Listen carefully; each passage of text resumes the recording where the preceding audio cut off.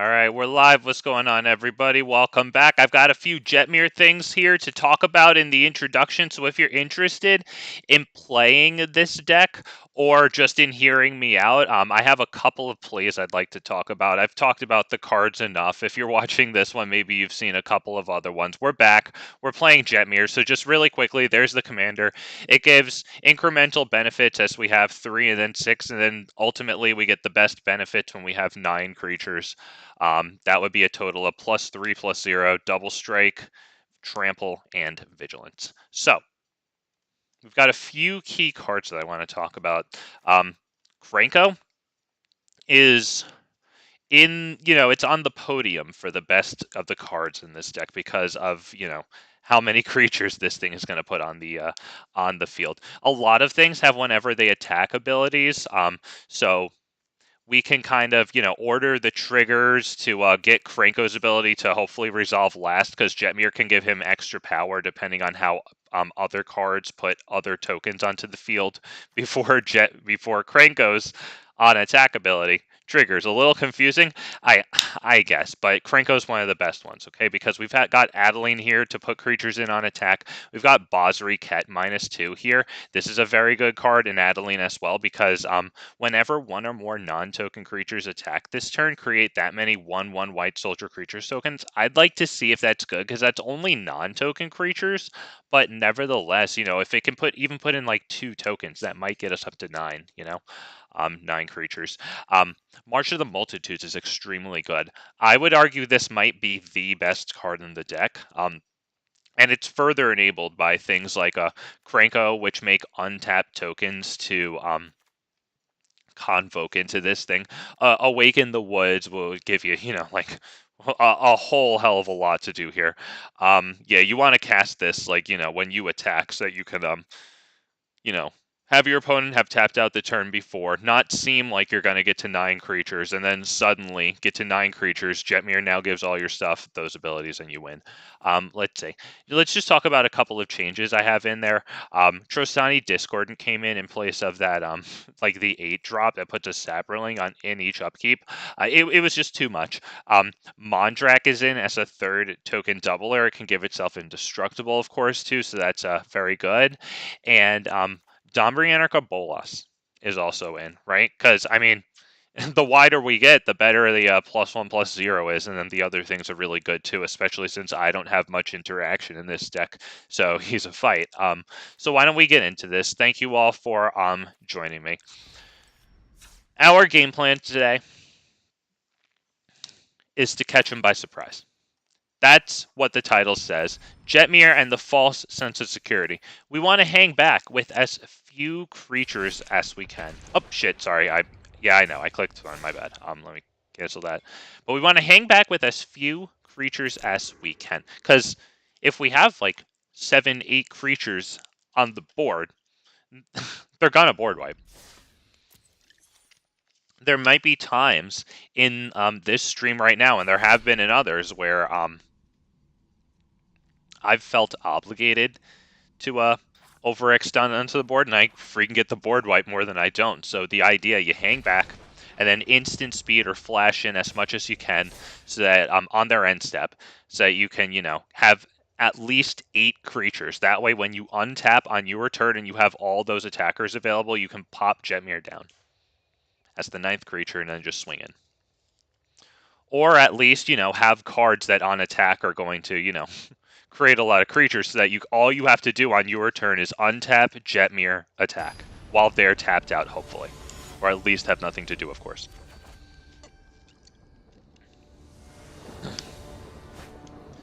That's how you swing in for like 50 damage and more. Do we take this? We do have double white. We don't have any green, but might take this. We're up against freaking Nicol Bolas. Okay. Well, we'll just hopefully not discard until as long as possible. There's March of the Multitudes. Hopefully they would get rid of, like, Mondrak, I guess. We're praying for this freaking frame rate. Let's get rid of this, I think. Okay, that's pretty cool. That can enter, right? This has the basic land types, right? Okay, sorry, just making sure. Yeah.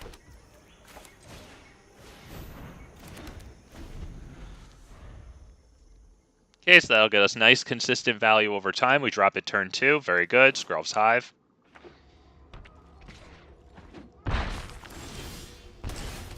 Gives us something nice on the board that we don't have to cast. They can burn a removal to get rid of it. Let's go ahead, drop this pass. Moon Watcher, good evening back at you, sir. Thank you for stopping by. It's Jetmir tonight, man. Explosive! Okay, the thing hits the board. Let's see how long it lives. It does create more tokens, so it's a good candidate for their removal. Let me bring it up. Cosmetic Style, by the way. Oh, God. Look at me. Look at me. Let's get rid of that one.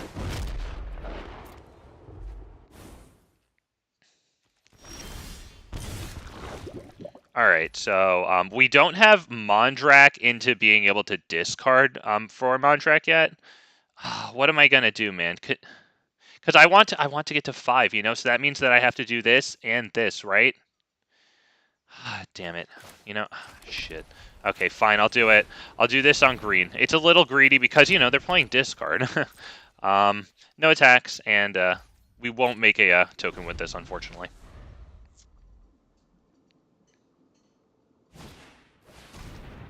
That sucks. You know what? I want to get Mondrak down, so let's give them the opportunity to drop March of the Multitudes.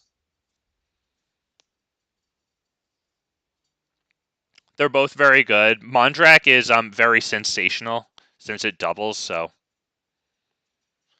Crater Hoof from the... Yeah, I mean, essentially, yeah. The damage that thing racks up is, yeah. Crater Hoof-esque indeed, man. Wow. I love this color combination. All the ones with red and green in them. Really like it. They have 3 lands open. That's annoying because we need to top deck a land to be able to go Mondrak and be able to protect it.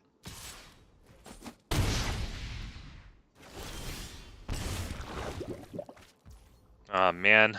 I mean, we could drop Jetmir and get in for a couple of swings, honestly, because we will give +1/+0 in Trample.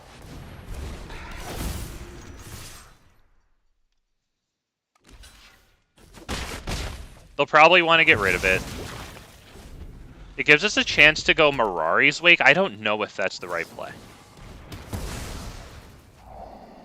That's fine. That would have happened to Mondrak, and Mondrak will be pretty nice with Skrelv's Hive. Right, the 2 creatures that we'd have to sacrifice for this would come right back in on the upkeep. Yeah, Naya and Jun. Oh, they're... Oh, yeah, man. I'm gonna be playing Zayatora in Standard. With a bunch of dragons. I don't know if there's other strategies with it, so I'll just be a little more specific. I think we go this. It probably gets countered, but we're gonna try it, okay? We have Mirari's Wake, which will help us cast our commander a lot.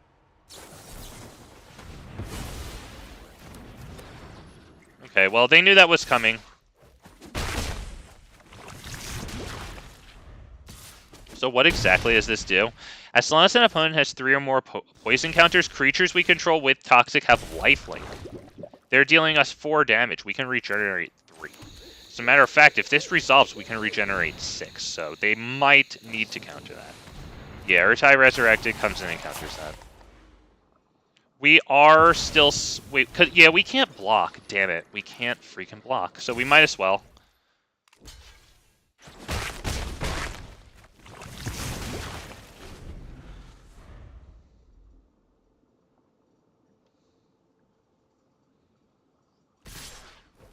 Okay, 7 damage. I have a Riveteers Blitz deck for Standard. No Zayatora. Well, maybe you're looking to go a little faster in that, because Blitz, is that the one that takes it out of a graveyard with haste? I wonder how Agnes goes in that. The thing that's like whenever you attack with a hasted creature, I forget exactly what you do. It might be a treasure.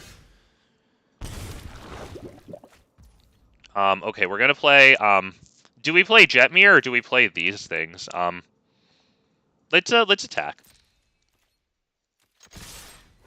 I think we're gonna play the things in hand. Let's drop this. Because this might be a little more valuable.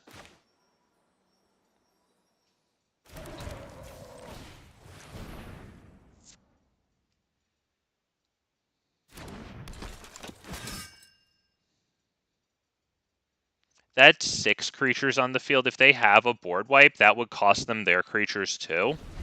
Maybe they'd want to turn Nicol Bolas into a Planeswalker before doing that, so it's possible they're just holding them back for exactly that. Thank you.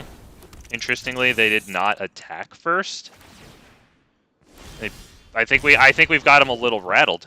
I think we've got them a little rattled, boys and girls. Do we do Jetmir and then we're forced to discard Swords to Plowshares? We can get it on the field right now.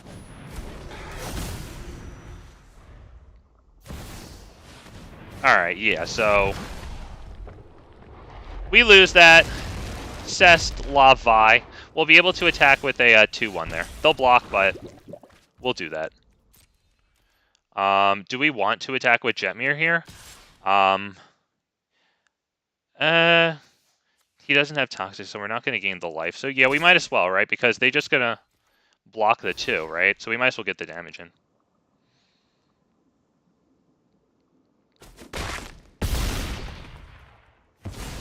Yeah, so now we're going to lose on our turn, right? Because we're going to make the token and lose. So good game. It cost us a life. Yeah, good game, but yeah, we're just going to lose.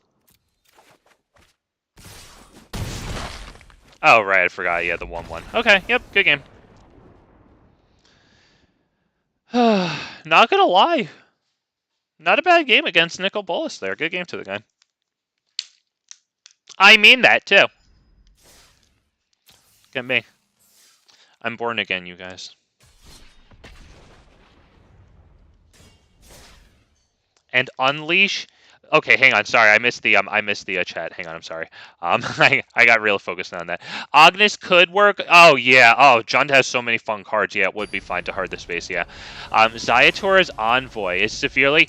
I did one deck with that once. I think it was an Explorer. Yeah, that's the one that lets you somehow look at the top cards of your library, however many, and maybe put a permanent onto the field. I forget exactly what it is. I think it's a 5/4 though with Blitz. That's what I'm thinking of. Do we keep this? I think I'm going to try it.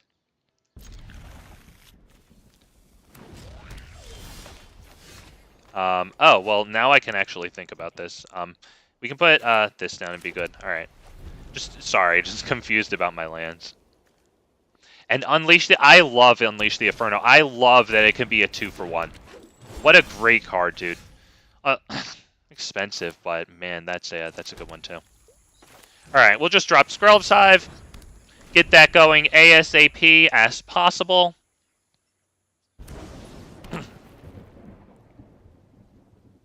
You either put it on the field or hand. Okay, okay. Yep. Yeah, that's pretty cool. I wound up with a bunch of those out of New Capenna, so I figured, I had like 3 or 4 of them or something. I was like, I might as well try something. Like, I can put value onto the field where, I'm struggling to slot card draw into my deck, Yeah, and a 5/4 Trampler, yep. I don't know if we're ready for Basriket here. It's probably going to freaking die because we can't even really block, so let's just pass turn. It kind of sucks that we're not doing anything now, not going to lie. I wonder if Basriket should be another thing that makes like like a bunch of tokens.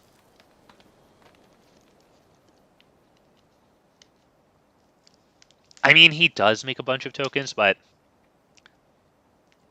he doesn't do it alone.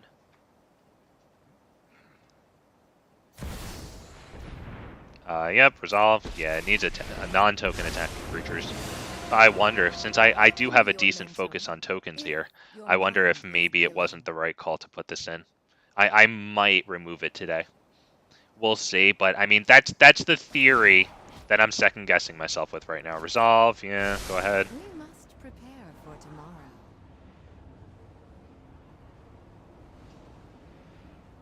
We're not looking too good here.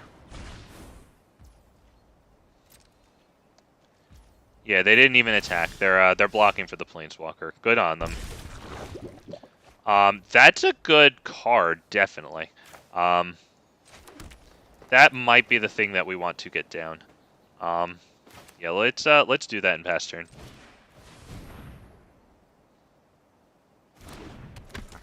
Pass turn. Unfortunately, we can't get at Kazmina.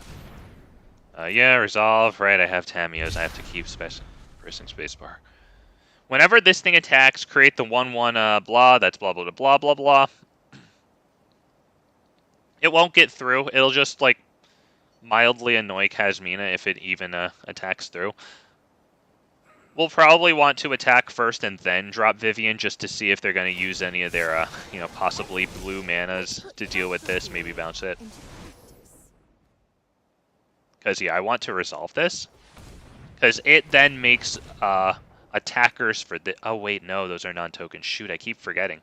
I keep thinking that it's going to make a number of tokens equal to the number of, attacking creatures.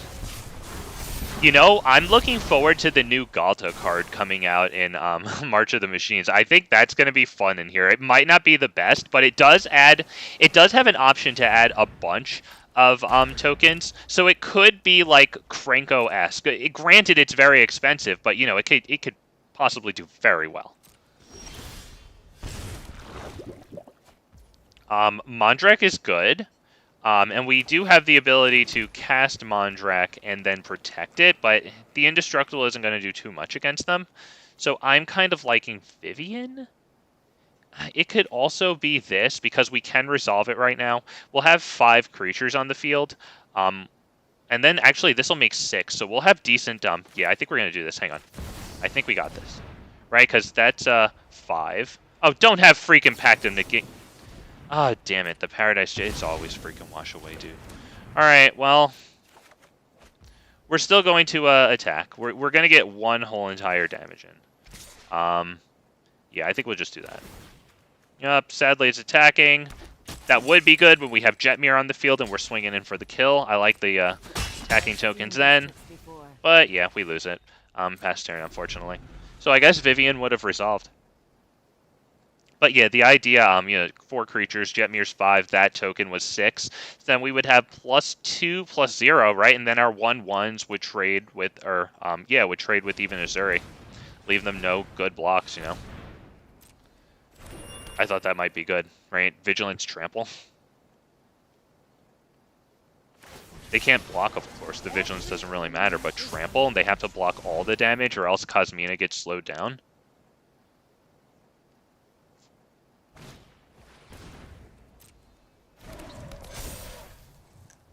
Okay, they create more. They always, I know, it's not always wash away, but it's always wash away. Alright, and then proliferate. Nice, at least we don't have poison counters yet, honestly. It doesn't untap during our untap step, yeah.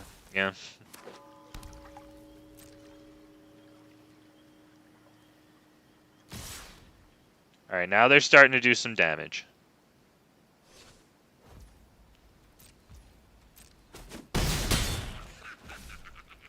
Alright. Is it going to be Leonin Warleader? We might want to resolve Mondrak. We can also protect it and hit Tamiyo's with it. The protection probably won't matter. The Tamiyo's will. Or the Indestructible, sorry. Freaking whatever. And will we attack? No, because they're just going to block every single one of them, and that's stupid.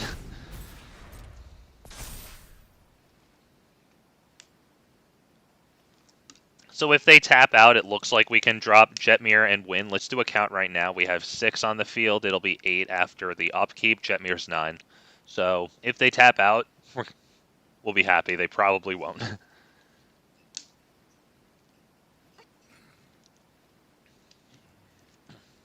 Hopefully they tap out, killing Mondrak, thinking that that'll save them.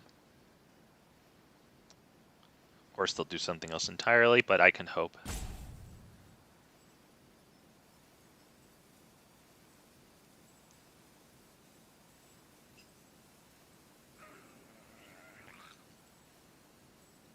Wow. What a tense standoff right now. It's not really a standoff, but it is. Their field looks better, but I promise you we are threatening a lot of damage, and if you've seen this deck before, then you know that, and if you haven't, then welcome. Well, it might not be this game, but we'll do it tonight. You get a lot of damage out of nowhere, man, like a lot. It's double striking, so like sometimes you bring people to -10 on first strike damage, and then you know the game ends, so it doesn't even show you what you would have gotten with the upcoming regular strike damage. The laws of reality could use some revisions. Defiler of Vigor still have mana. Thrumming Bird, they still have one, but wait, they have two. Sorry, I forgot the Paradise Druid. All right, we have to freaking pray. Okay.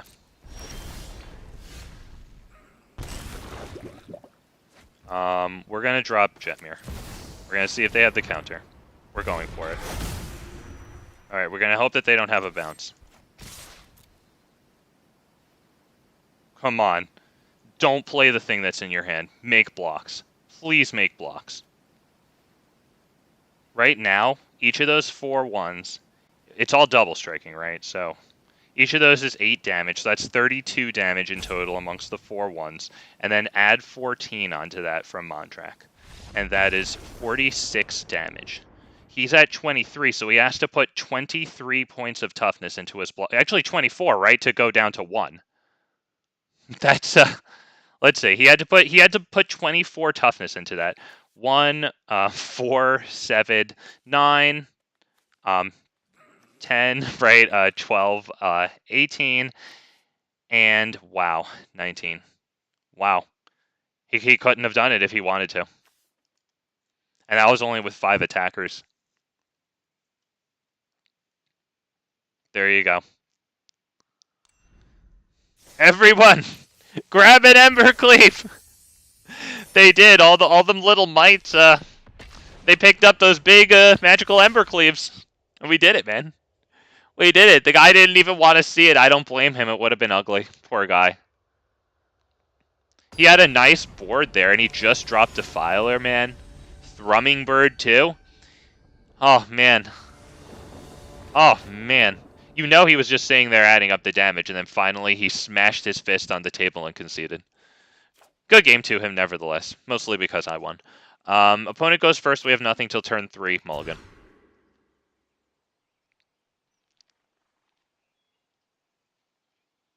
I think I'm going to take this.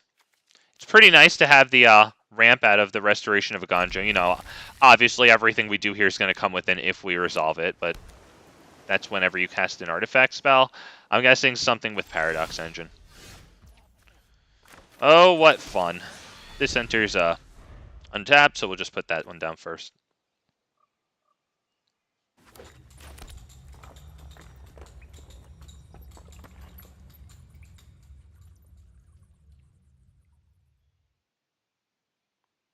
This Battlefield Forge, you know, I never actually looked at it. That's pretty nice. Not gonna lie, I like the greens. This is actually really nice. Look at that, man. That's actually really nice.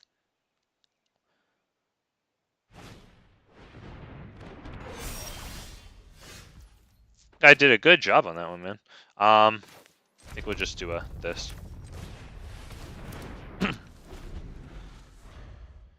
So that way, I guess we can bring this down tapped since we don't control a forest or a plains yet, and this isn't one of those either. And then we can hit A-Cabaretti Charm on their, on their commander while they're tapped. Oh wait, it deals damage equal to twice the number of creatures we control. So I actually will not be able to do that. So maybe we go, do we go drop that and then Restoration of Eiganjo? Because then next turn we could do this into this. So I think we're going to do that, yeah. Right, yeah, this deals damage. I like it for the flexibility, but yeah, I actually have to have creatures on the field to do damage. Turns out 2 of them. The Resolute Reinforcements will cover that. Cosmetic Style, by the way. Thank you so much. Look at that. Let's get a little wobble on that one. You got Pegasus. This is Pegasi in the back. Very nice. Cloud Key on Artifact. Yep, very nice. Oh boy.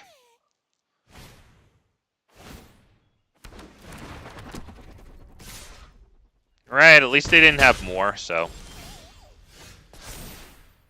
We can discard a card, and then when we do, put this onto the field, so I think that's perfect. Which one do we want to discard now?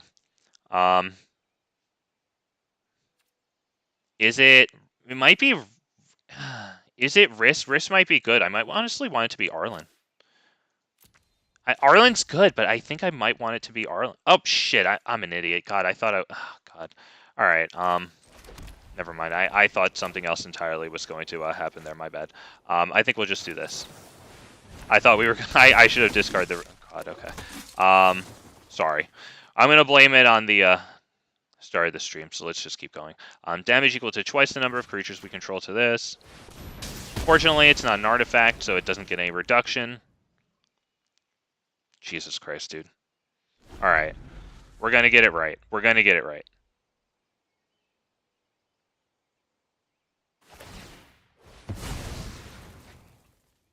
Not even sure what I was thinking.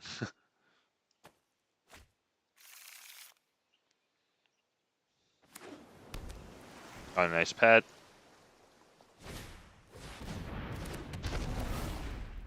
With these two on the field, is it time for Vivian? I would say Vivian and Riss is pretty good. Because by the time maybe we can use Riss's bottom ability, maybe we'll have 2 Vivian tokens.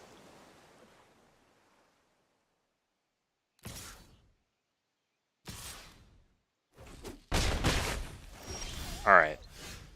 Very nice. We do not have to drop Eiganjo here to have both of these. That is very, very nice. Let's do a... Yep, okay. You. Plus, what do we want? Reach, I think, is good here.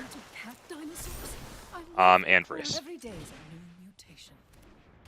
Alright, so if Riss survives, that's actually pretty darn cool.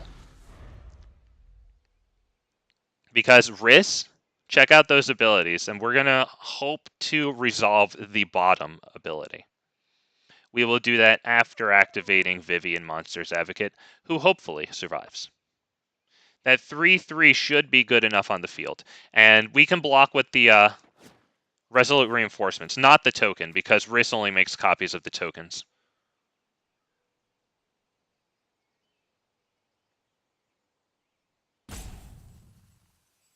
Okay, we've given them something to think about.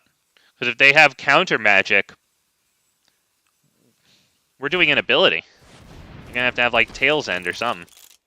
Alright, they do in fact tap for their commander. Hell yeah, Lana Berry, what's going on? Oh, you just in time to see a pretty sweet play here. Let's give this one Vigilance, honestly. Yeah, let's do that. Oh man. Do I want to drop this? Because they are tapped out, and we can wait on Riss, you know? Yeah, let's do this one, honestly. Yeah, let's do this. More tokens. I'm good, Lana. Thank you for stopping by, man. Nice to have you. Do we do Llanowar too? Honestly, yeah, I think we should. It's just pure card advantage to do what we just did. Do we want to drop this at this point? I think we'll drop it. Yeah, let's just drop it. That would be past turn. Or maybe I should have attacked with this, but I don't know. I think they might set up a double block with their commander and Solemn Simulacrum. Maybe one of these. I think that's pretty easy for them to do.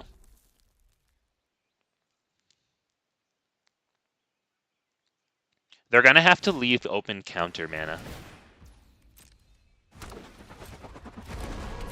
for Jetmir. But if it's obvious that they do that, remember, we just have Riss, so...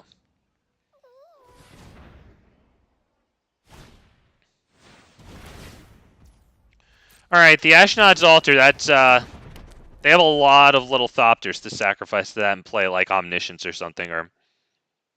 As long as they can't draw a lot of cards. Hopefully they don't have a draw spell with X in the cost.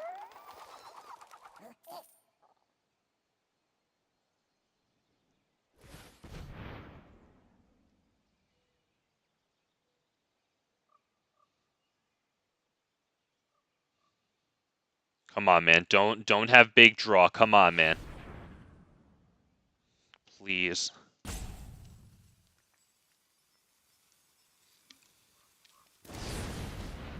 Brazen Borrower to get rid of the flyer. Or, sorry, the Reacher that can block flyers. Okay, so they want to swing in for 2 at Vivian. Can they get something down to power up their artifacts? I assume that's why they want to attack in at Vivian, right? Like, do you really want to peck me for 2 that bad that you used Brazen Borrower? They obviously have something for Jetmir, because Brazen Borrower is perfect for Jetmir. So the fact that they did that, and they still have up Ashnod's Altar and 1 blue, they can play any counter. So we're not going Jetmir.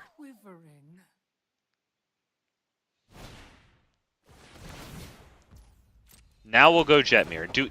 Am I missing a source of blue? Let me just make sure I'm not missing like a source of blue. Like, they do have Ashnod's Altar, but that's all colorless, right? I see them tapped out here.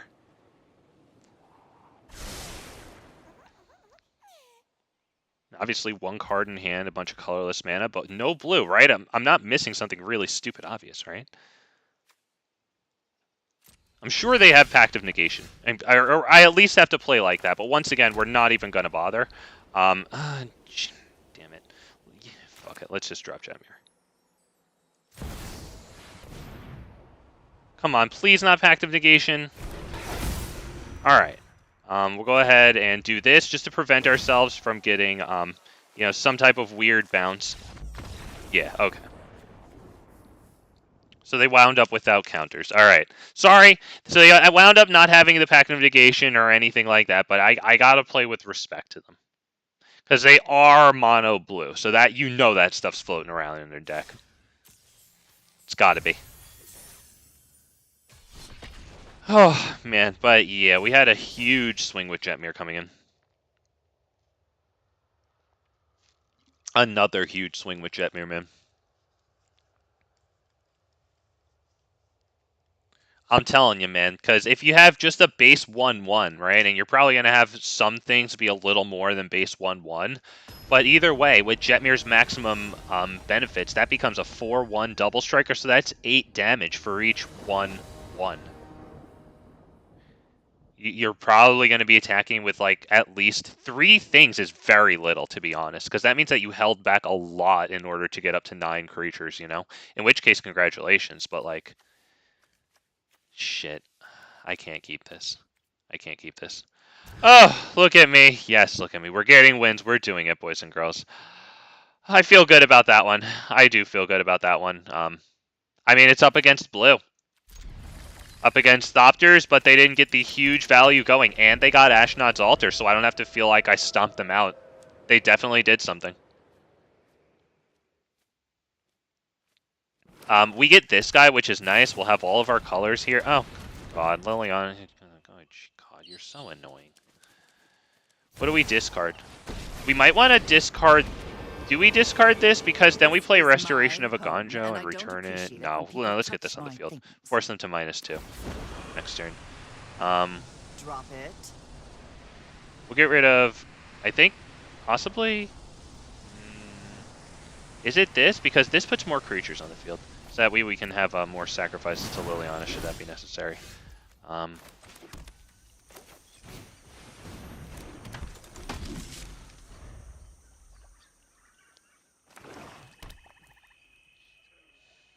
If we have to discard,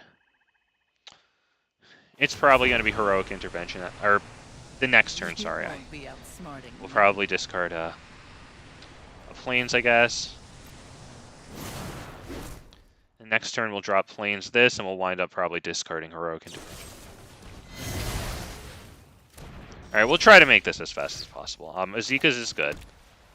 We'll definitely discard Heroic Intervention instead of that.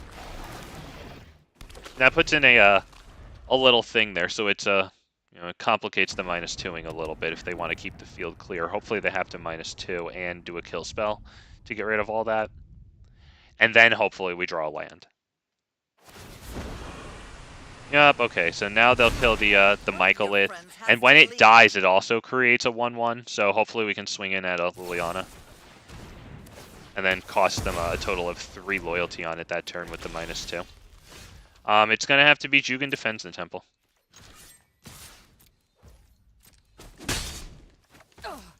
I really don't have time for you.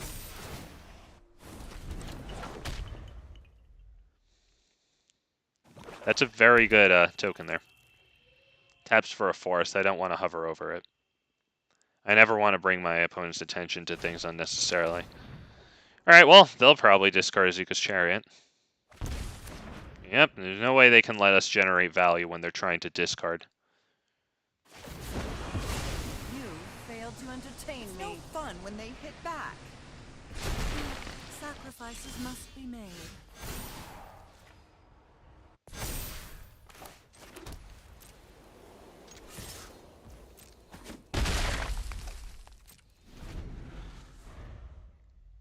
Hopefully they don't get the land drop for their commander. Each opponent sacrifices a creature. Yeah, okay. Well, we do get a creature here, so that's good.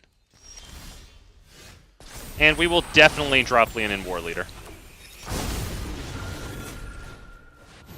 Sadly, we cannot protect it, but nevertheless, we have it on the field. If they bring in Liliana and make us sacrifice, we sacrifice the 2/2. Of course, so they'll probably want to do something besides that, if they even drew a land. Okay. We now have protection for our Leonin Warleader, and then those tokens that come on the field, we can pump our mana into them.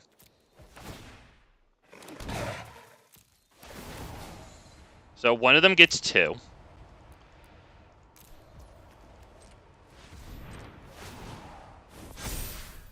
One of them gets 1. There you go. Now none of them even die to trigger this thing. And we have Heroic Intervention. There you go. It looks like Jetmir will not be participating in our victory here. They just wanted to go attrition and they came out on the wrong side of it. This is what you wanted. And he knows that we have Heroic Intervention. It's got the eye icon. You know it. You know it. Yeah, with this thing, yeah, the tokens are going to be big. Yeah, we're going to do the exact same thing again. The exact same thing again. Exile target card from a graveyard. Oh, nice, dude. Yeah, that's really good. Good job. Wow, that was a great play. Did you guys see that?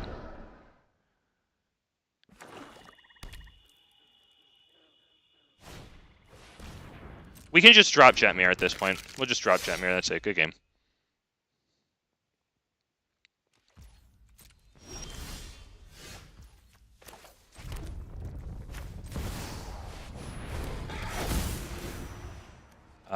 Do I take action? No.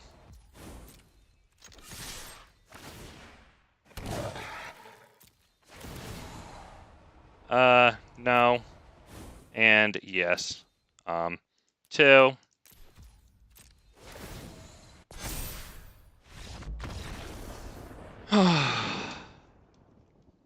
Boys and girls, hit the like button for that.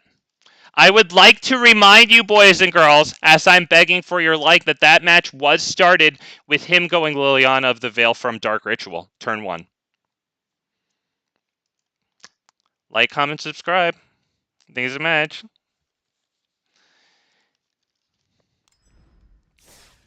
Yeah, that's right, we did that. Oh, we did that. I'm gonna sit there. Uh-oh. You know what? I didn't look through their graveyard. I wonder, did anyone see them discard something that would have wound up being useful for them? Because then we can sit there and call them stupid names for having discarded something that would have helped them ultimately while they just sat there not having anything to do because of their own discard.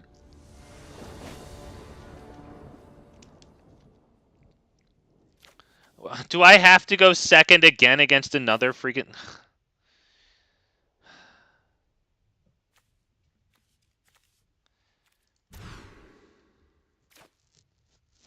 That's not good.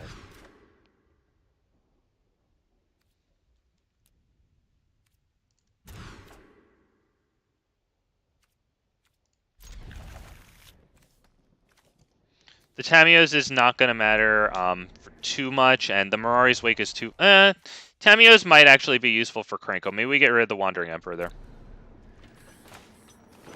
We still have to pray. I mean, this is bad. Prosperous Innkeeper can soak up the first removal.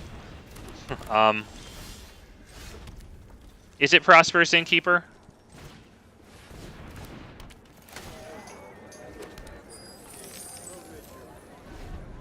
I think yes. It would be nice if we draw the land. Because then I would assume they're going to minus here. No Yeah, one so knows if we draw the Dominus.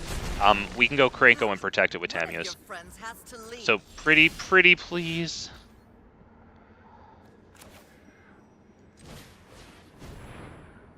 Do I need a certain color? Probably green for our spells, yeah. Just to make sure, because we won't have that treasure forever, so. Alright, dude. I think we're done.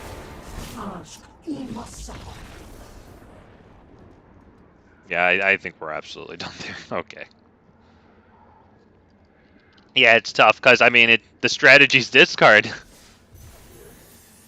And Vraska is kind of card advantage, right? Because they minus it to destroy one of our creatures, so we lose a card. Their Planeswalker is still there. They lose some loyalty, but then they draw more cards. So at that point, they have us discarding while they draw. We already mulligan down to 5.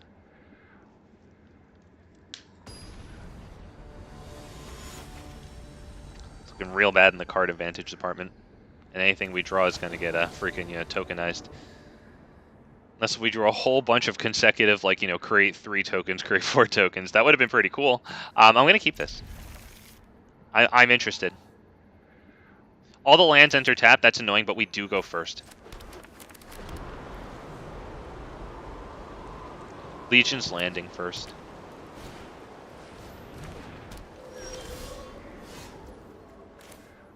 We could go Signet. We'd have to drop this. Honestly, let's drop this so that we can do 2 things here and then just speed it up a little bit.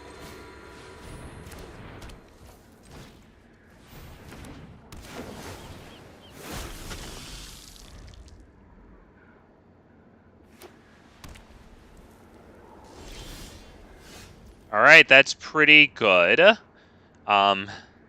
Since we're not going to cast this for 4 anyway, let's drop this. Do we drop that tapped or...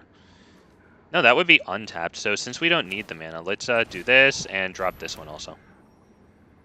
It's asking him if he wants to sacrifice that thing.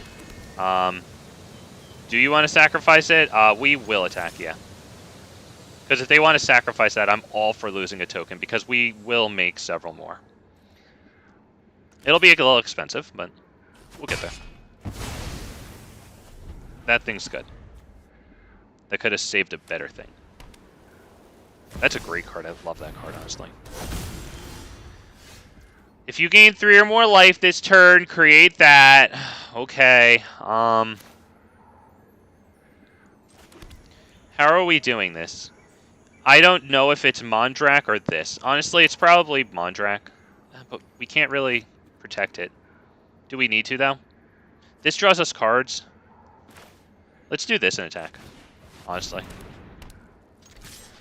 Because I want to start drawing cards. I feel like this would die by exile rather than destruction. Although Fateful Absence is, of course, a thing.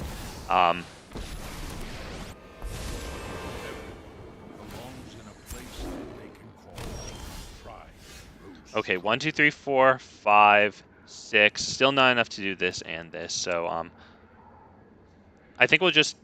Do we just do that for the card? Yeah, let's do that for the card. Come on. That is pretty nuts. Let's drop this one. Pass turn. Rabble Rousing is extremely good. That makes it extremely easy to hang back with very few creatures and still manage to get to 9 for the damage step.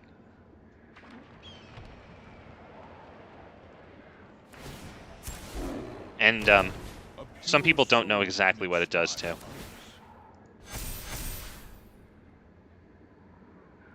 They're definitely looking good there.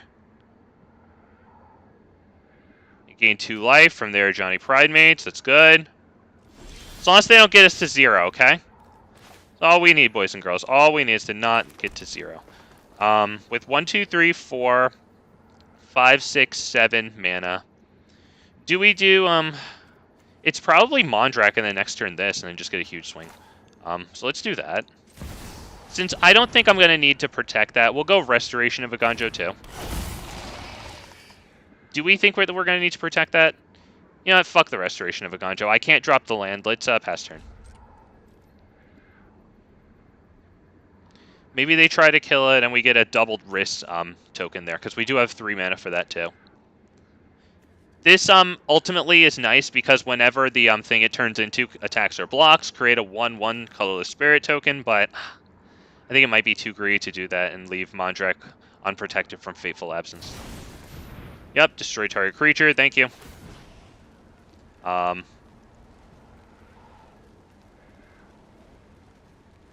on. I fucked up.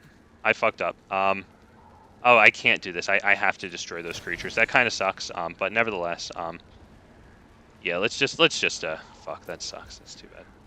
Yep, fine. Damn. I'm sorry. I didn't want to sacrifice risk, but we have to.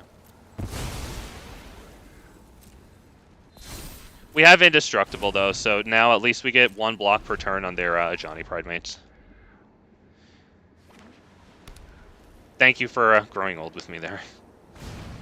I was in denial that I was going to lose Riss. It's really what it is.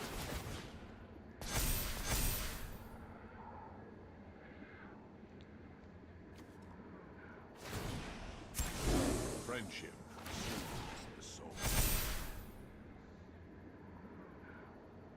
They might as well attack with them at this point, because they won't even lose one.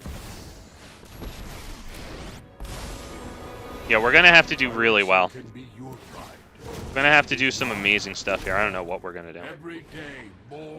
I think we just drop Rabble Rousing and start freaking praying. This is going to be difficult. We need to survive 2 turns. Might as well attack with the 2/11 too. Bad play. I would obviously have to block one of these, right? And then what does it matter if what does it matter if this thing, you know, gets blocked? You know, it's not going to die. Then these get through. All right, they got more on the field. Jesus Christ. 1, 2, 3, 4, 5, 6, 7, 8. I guess we'll play both of them. Let's start with this and do we attack? Yeah, let's start with this and attack. So that way we make 2 tokens. Which one of these do we want? It might be Tamiyo so that they can't surprise kill Jetmir. But they could just do something in response to it. So how about this one? Yeah, I think that's better. Honestly, that's better. Thank you for growing old with me. Let's attack. Yes, let's attack. That, just make them block. I guess they'll just block with the 2/11, but we just want the Rabble Rousing tokens and the card draw from it. It's indestructible. Alright, thank you. My mind's a little bit over the place here. This is, for some reason, this is really testing the computing power of my little pea brain.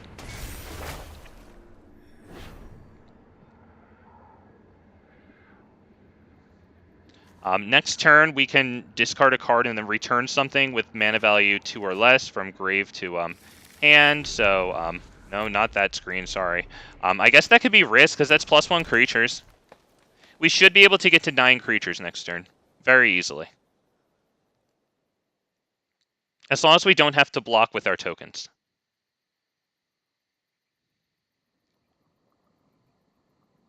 So we pray that they don't get a lot of... we pray that they don't get a lot of damage here. Friendship is the best cure.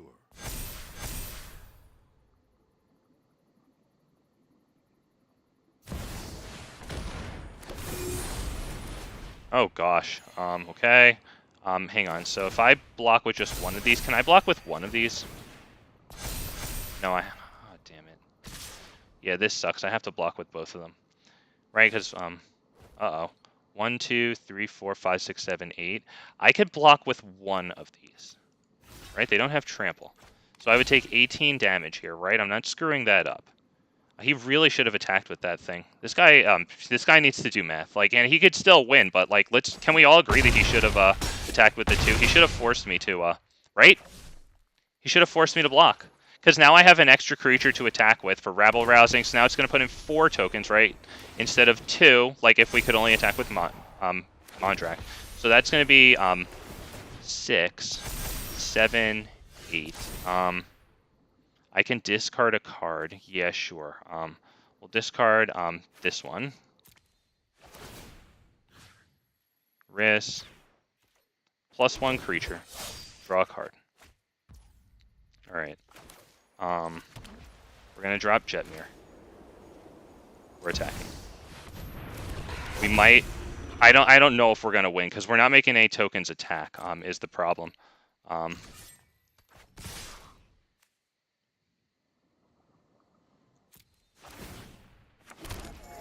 Yeah, we're unfortunately not going to have enough here. Because we're just going to have 2 double strikers, so they win, unfortunately. But yeah, we got there. We just didn't wind up attacking with enough things. Nothing came in attacking. Oh, man, very sad. Oh, man. Woo, very sad. Yeah, unfortunately, we can sit here and create these and probably get up to 9 here.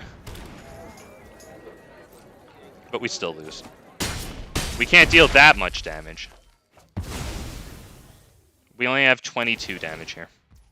Oh, and they still gain life through all of that. Okay. So we'll do 20 damage there. Yep, that's it. Good game. Resolve all. Have you tried Rocco? Jesus, how many times do I have to hit this? You should try it. The ability to tutor from the commando is really neat. I guess I would need ramp in order to constantly use that, because what's it cost? Like X and then the Naya colors, right? You can win. Do you have to put life gain triggers on the stack? You obviously just swing. Jeez, this dude is such a geek. You obviously just swing in with your flyers. Why do you have to sit here and put all those triggers on the stacks? Now we have to sit here. Come on, dude. You have the flyers.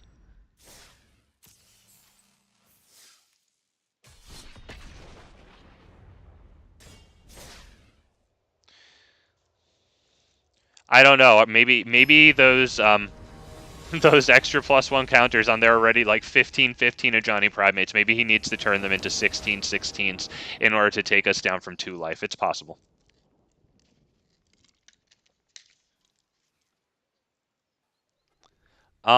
Shoot. Fine. I mean, this could be decent. Risk copying these tokens is very good, so I'm very tempted. We have to wait for another source of green, though, because we can bring Risk down easy and then Signet, but then we need another source of green, which does suck. That does suck. I'm going to try it. I'm going to freaking try it.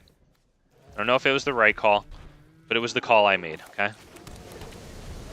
So, for next turn, Signet Risk. They have Goreclaw. Pretty obvious what we're going to do there.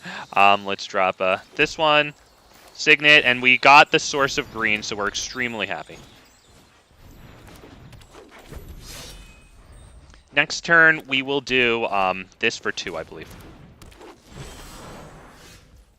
We now have another source of removal for Goreclaw.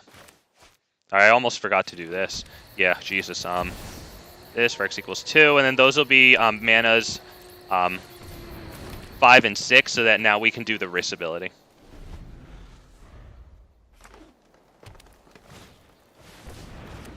We're killing that with Conclave Tribunal.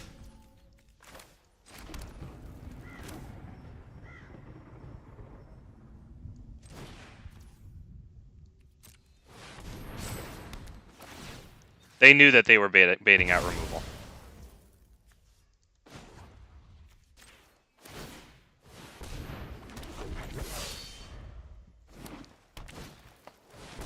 Yep. Oh, look, there's Goreclaw.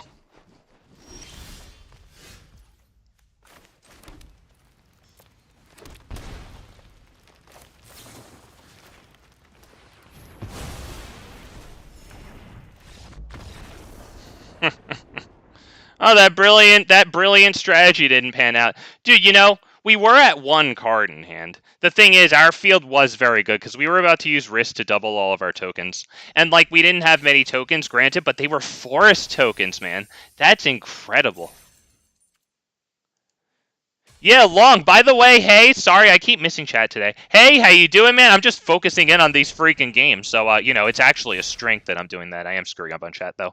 Nevertheless, thank you, everybody, for being here. If you haven't already liked the stream, thank you so much. It helps my little channel grow. I got a couple of subs, and I'm always happy with that. It's like waking up and getting a little bit of Christmas every single morning when I see another person that subscribed. So thank you to all you little gifts and presents out there. Aw, that's nice. Have you, or just, hey, and then, yeah, you actually have me thinking about Rocco as a commander. I'm interested in that. Yeah, maybe I'll play it, you know, just to have the variety, too. Like, just to talk as a YouTuber for a second, but it puts me in new search terms, you know? Now people searching that thing.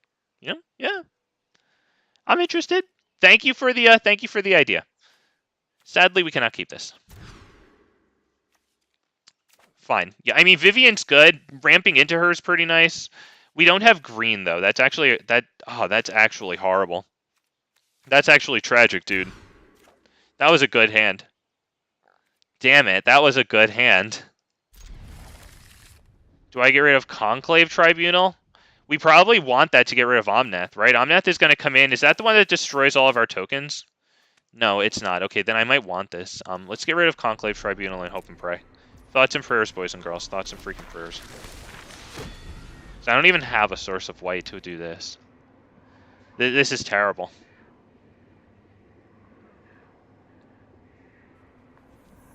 Sorry, I just couldn't mulligan down to 5. I'm sorry, man. Rocco is good. Oh, yeah, he seems very good in the 99. Absolutely, yeah.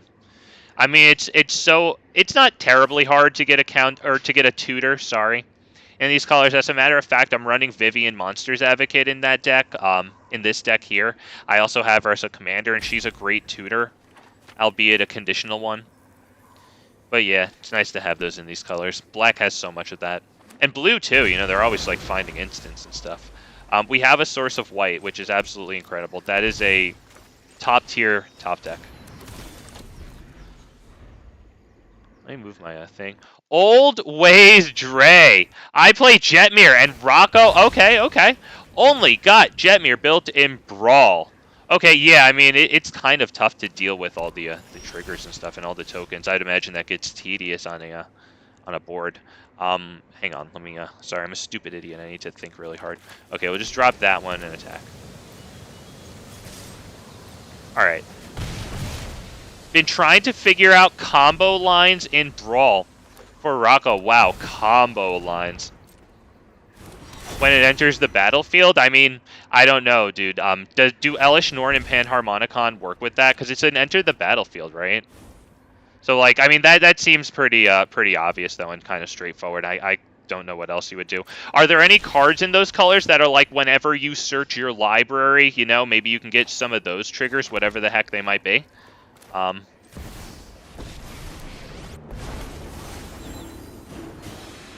for humans and werewolves alike. There are no lone wolves here. Rocco is a creature, though. Yeah, of course. Of course, yeah. Sorry, I didn't mean to confuse that for any reason. As opposed to Vivian, but yeah, she good. Yeah, absolutely. Yeah, I was just talking about her because of the tutor in those colors. You know, I don't always have tutors for creatures in those colors, Rocco, and that's why I brought Vivian. Okay, let's see. I'm kind of feeling Tendershoot Dryad. Yeah, I'm kind of feeling Tendershoot Dryad. We'll have the City's Blessing right away. No attacks. So that'll be a 3/3. So long as we have Tendershoot Dryad. I mean, it's only a 2/2, so that's probably incredibly easy to kill. Oh, wow, Rocco is competitive? I knew you needed my help. That's what the CEDH means, right? That's pretty cool. Don't you Wow. hate that burnt hair I wonder how they're doing that. That's pretty cool.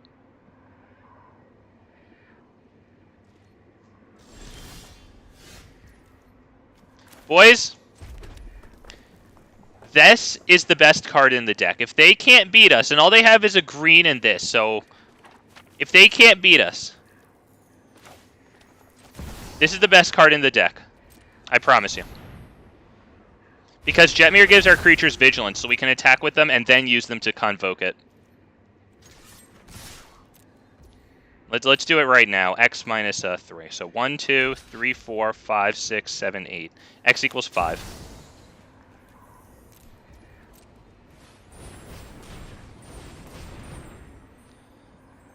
I might just concede right there. Little brother. Now they're double strikers.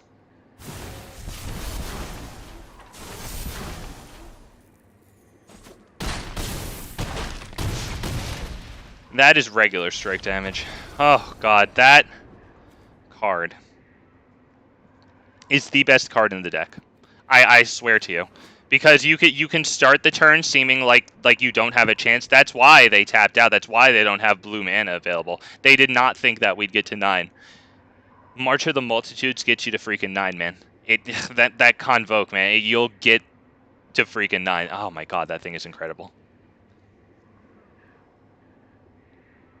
The Rocco combo, okay. In competitive ED, okay, is X equals 4 for Arena Rector into the Vivian Planeswalker from Capenna, right? Okay, on the hunt. Okay, hang on, I'm reading this. Okay, and then you're gonna get something with 5 Birthing Pod combo to Kiki Cheeky. God, okay. Alright, so it's competitive because there's a really nice combo involving it. Okay, okay. Damn, man. I'm happy to hear that they're using Birthing Pod in that format. I actually have 1 Birthing Pod. I traded for it at some point. It's not in the best condition like I keep mine in, but it's a great card. I'm just happy to have 1. It's like a little piece of history, apparently. It was a little too out of control back in its day.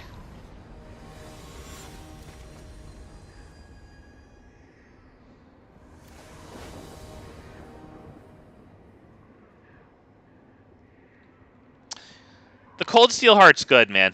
We have all of our colors. We go first, even though our first play is on turn 3. I think we have to count our blessings here, boys and girls. Okay, so Forest, Sun Petal Grove, and now everything enters untapped. We're happy with that. We can probably call red since we have double everything but red. Okay, now I'll call green, I guess, since that's probably the most prevalent thing in here.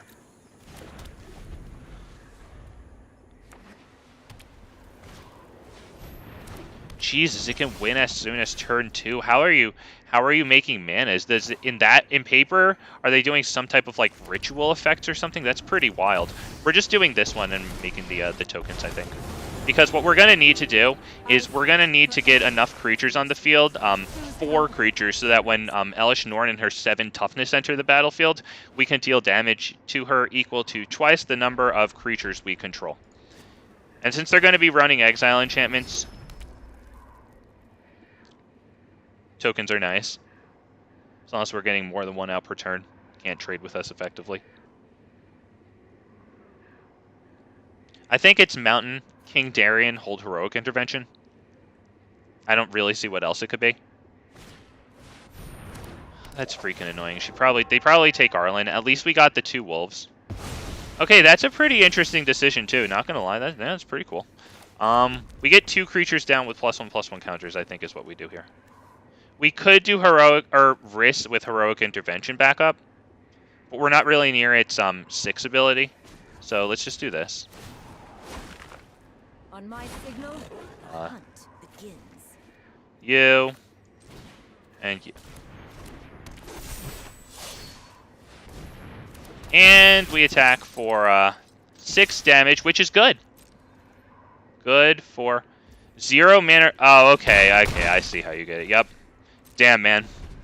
Yeah, I don't know a lot of those things. I don't really play in paper. And this is, of course, a more constricted card pool. Nevertheless, we do have 4 creatures on the field, boys and girls, so their commander enters, and we now can deal 8 damage with A-Cabaretti Charm.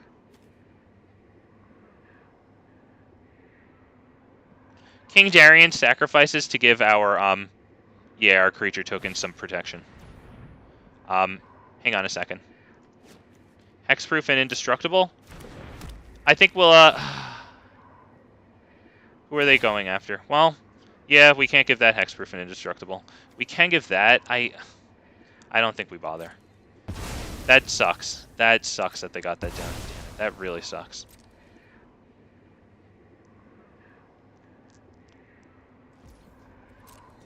That really sucks. We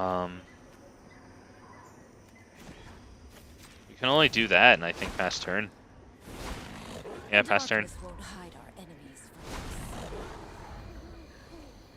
It's nighttime, so Arlen's kind of interesting. She adds mana and also becomes a creature, which can add to our creature count. We're not really going to get to our creature count here, very unfortunately.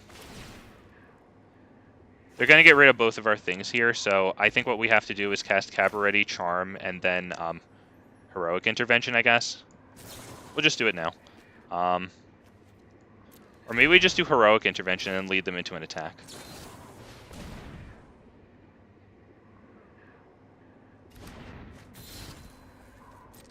Should I have done Cabaretti Charm so that way the tokens would also be in with Hexproof Indestructible?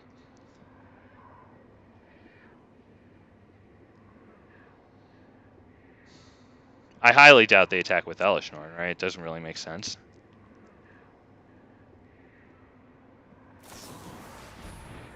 Oh, God. I mean, that's fine. We're just going to get a token, and then they're probably going to eat the token since, yeah, all of our stuff has Hexproof and Indestructible. Cabaretti Revels is gassing. Yeah, it is, man. Oh, man, I'm so sad that they kind of freaking cucked us there. So, 1, 2, 3, 4, 5, 6, and then 7. That's not enough. Oh, man, that was not enough. Okay, yeah, we were going to get to 7 creatures there. If I had casted this for the 2 tokens, right, and then on our turn made Arlen a creature, and then dropped Jetmir, and then all those creatures, since we only had 7, they would get +2, +0 Trample and Vigilance, which would still be pretty good, right? I think that would be worth attacking with.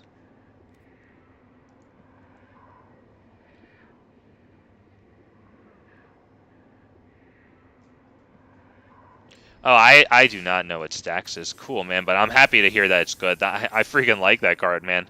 What an explosive freaking card. You can get so much damage, even here with the smaller card pool in Arena than in Paper. Wow.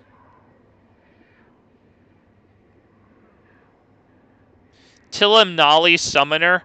I've never seen that, so I'm going to have to guess that it's not in Arena. It could be, don't quote me on it. You could probably look it up. I think like Magic Arena card list, you can check it there. But I've never played against it. Damn it. We can't really do this one.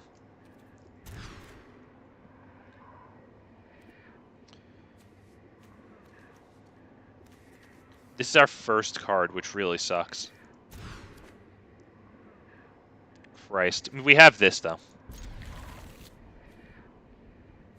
Probably get rid of that. Because if we can resolve Domri, it makes this uncounterable. Probably just hits the field and gets blown up by some black spell, but, you know, nevertheless. If they leave open mana, I think we bait the counter with Gala Greeters instead of Into the North, because, yeah, especially if we don't top deck a land, this will become even more vital. If they all just resolve and they don't have a counter, then that's a total waste of time. Alright, we're going to resolve Into the North. We're going to grab... Okay, there you go. That's good. That's good. I still think we go Into the North. Grab what? White and green. There you go. We'll grab white and green dual.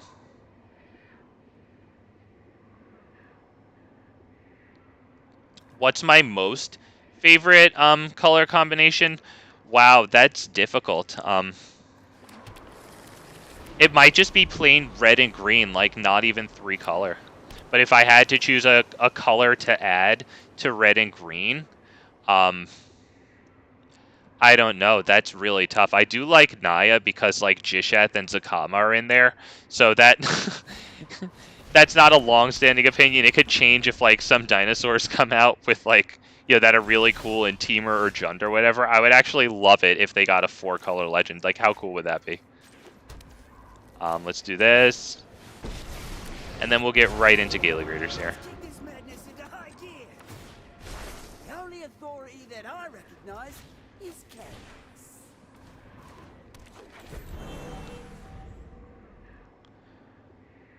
Oh, man, I really like the Jund deck in Standard.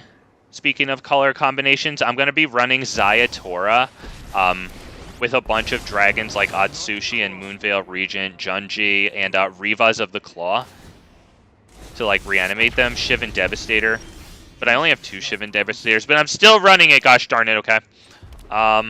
Is it Tocasia's Welcome Draw, or do we... Because we have Domri to resolve the creatures. It might be better to do Tocasia's Welcome in this to draw. Yeah, let's do it. I actually probably should have paid with this. only punish Green. you if they catch ya.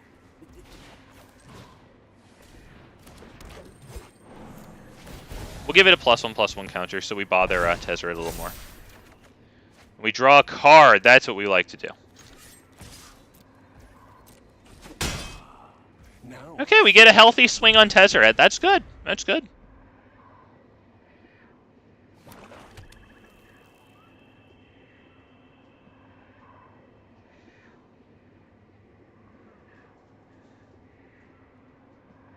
If we eat River's Rebuke, that's annoying, but they aren't doing a supreme lot of damage between this being 0 power and this doing 2 right now.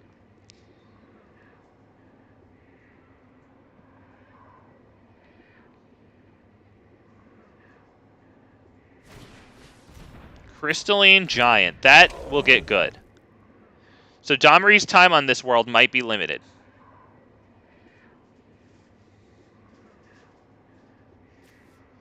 Can you not kill Domri? I really like him. Can you also not have Invoke? Oh wait, yeah, not Invoke Despair. Never mind. All right, they didn't even adventure it. They just dropped it onto the field. That's weird. What should? this should strike. Yeah, it doesn't even cost us. Different. Yeah, what the hell? Is there some reason? Can anyone think of a reason why he didn't do that? Did I miss it? He didn't already use that, right? Yeah, we don't have any creatures in the graveyard. Yeah, what the hell? You got me sitting here thinking, what the hell? Alright, yeah, we lose Gala Greeters. That is annoying, but freaking whatever. Alright, which one did it get? Reach. Okay, yeah, it's not the worst thing in the world. First Strike and Death Touch are going to be pretty awful to go with. 1, 2, 3, 4, 5, 6, and then 7. So we can do this and this, I guess. Or we can do this, and then probably we want to fight this, right? So this. This.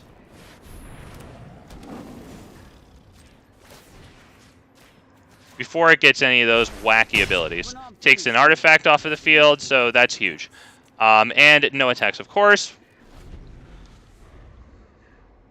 That was a good turn. That wound up being a really nice top deck. A land would have not done the same thing. That was really good.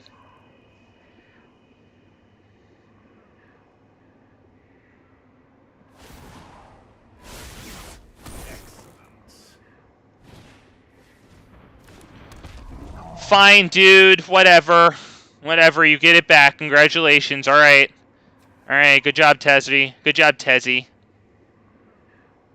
Okay, 1, 2, 3.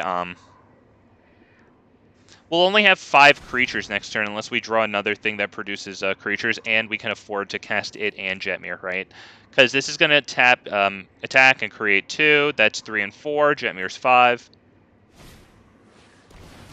That sucks, because they're probably calling even. Yeah, that sucks. What did it get? Reach. Okay, that's not very good. Do we protect that? Because we could cast Jetmir and then fight it against this. So I think we do. Yeah, we do. We'll just have to rebuild the creatures. Whatever. We lose 1. We keep Domri. We keep a fight on Domri. That's incredible. We can do, let's see. This.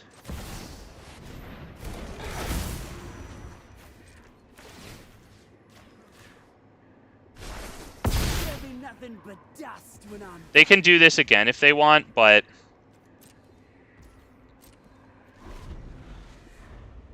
what we're going to do is A-Cabaretti Revels instant speed, create the tokens. Good. Perfect. They're top decking. Beautiful. Beautiful.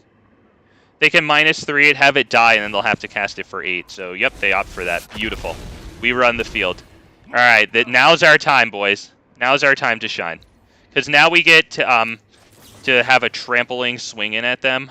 Yeah, now we're looking really good. Or, oh, sorry, it's Vigilance first, not Trample. Okay.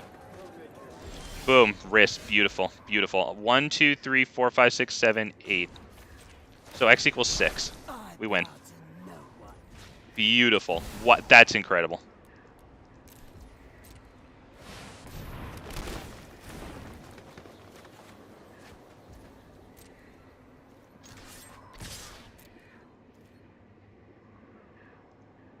Yeah, that was an incredible top deck. That was 10, 10, 18. That is, wow, 38 damage. That was an incredible top deck. We did not deserve that. Wow. Wow, that poor guy did not play a fun game for himself. Wow. Wow. He got some good stuff, but we recovered from that board wipe. I'm telling you, man, it was the right decision to put that much pressure on the Crystalline Giant, even though he kept bringing it back. He didn't gain a lot of life. We wound up one-shotting him. Kept Domri on the field for the extra +1/+1 on double strikers.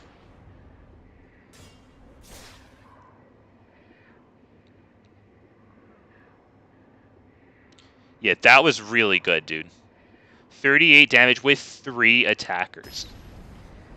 Or whatever it was. Now that I think about it, 38 isn't divisible by 3. So whatever the hell we did, okay? I messed it up. Whatever.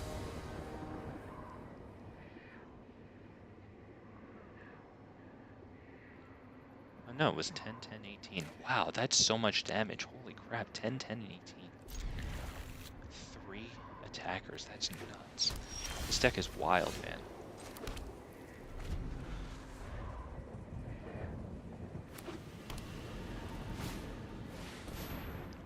I honestly like Skrelv's Hive over Into the North here. Since I'd like to get it going as soon as possible.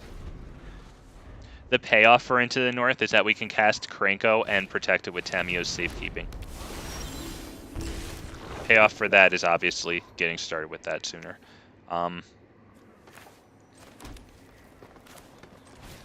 We'll get, what? Red and white, I guess. Oh, no, we already have that. Let's just get white and green again.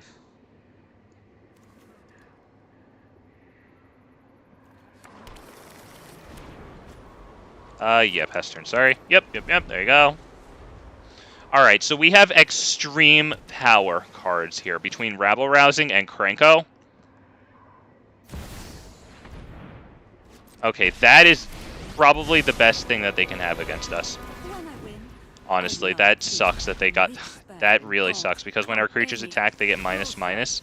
And, you know, not just these tokens, but most of our stuff has, like, 1 toughness. That really sucks, to be perfectly honest. That really sucks. Maybe this into this? Could be Krenko. Because at least it gets an attack in, but it doesn't really do anything, right? Yeah, let's just do this into this. That really sucks. We have to get an Anthem effect. That's why I also really like the Trostani Discordant new addition for today. But yeah, the fact that it's another Anthem effect +1/+1 helps with specifically Tasha. It's actually like pretty much the anti-Tasha because it also has, like, at the beginning of your upkeep, each player gains control of all creatures or all permanents they own. So, like, if they -6, you know, an ult from us and they steal it from us, and they get... I've had somebody get my Trostani Discordant with Tasha, and then we just get all of our stuff back from them that they just ulted onto the field, and we attack with it and win.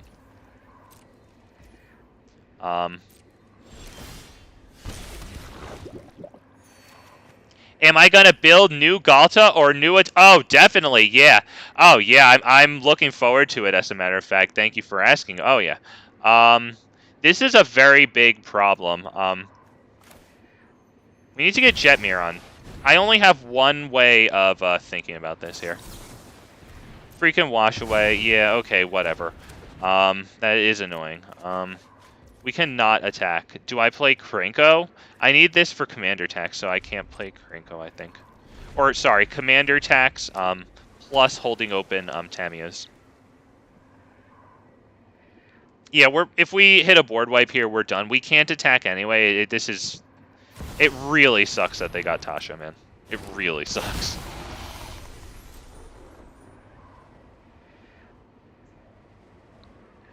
Like, we need an Anthem effect, and then we can do alright. So, Mirari's Wake, Trostani Discordant. It would take a real long time, but, wedding announcement. Mirari's Wake would probably be the best out of those.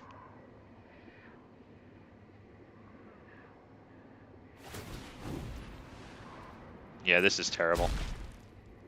Don't But hopefully when they minus Tasha, they get Tristani Discord, and then we get our stuff back. Yeah, I can't wait for either of those, Jaquan. I can't wait for...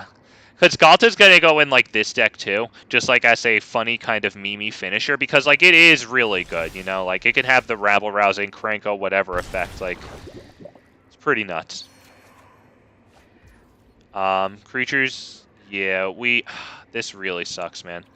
Cranko isn't going to do much. This isn't really going to do much. Yeah, I think we're pretty much done here. Unfortunately, we're just top decking for one of very few answers for Tasha, namely Mirari's Wake and Trostani Discordant, because Wedding Announcement's going to take 3 turns while, you know, like, come on. Oh, man. That Itali's wild, man. That backside's insane, man. It's freaking, whichever Colossus it was, I forget which one. Darksteel, Blightsteel, Colossus. Those things were wild. I think they took it too far with the one that has Infect. I like the one with, whatever the hell it was. Indestructible 11/11 with not Infect.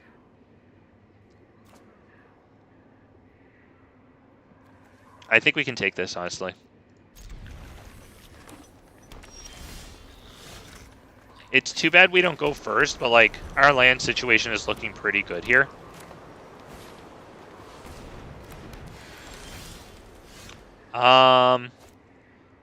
Maybe I should do this. Now that we got the green, right? Because this has a kicker. It's expensive, but it could add 4 onto the field. If we can play that after a token doubler, then adding 8 onto the field is freaking incredible, you know? Because then Jetmir would make the 9th creature. Alright, let's think. What are we going to do? Just this thing, right? Yeah.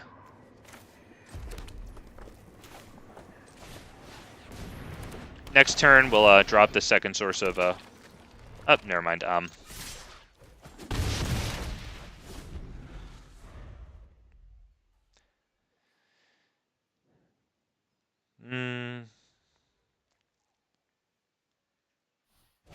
Probably has to be Leonin Warleader, setting up the Jetmir the turn after. Because Leonin Warleader is creature number 5. It creates 6 and 7.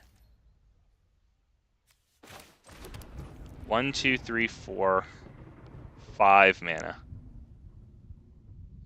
Next turn we'll have 6. That's Jetmir plus this for the victory, so we have to drop this. I guess we could have done this, but whatever. Do we attack there? Yeah, let's attack with all of them. We'll get 3 damage, and it softens them up so that the killing blow has the best chance of actually swinging in. They'll probably drop Nissa here. I mean, I don't know what are they going for here. Okay, so 1, 2, 3, 4, 5, 6, 7, 8, 9 creatures. We win. There you go. We the ones, boys and girls. We the ones. Thank you for stopping by. If you haven't already liked the stream, please do that. It helps my little channel grow, gets this stuff out to more people. There we go. Leonin Warleader's tokens that it creates are tapped and attacking.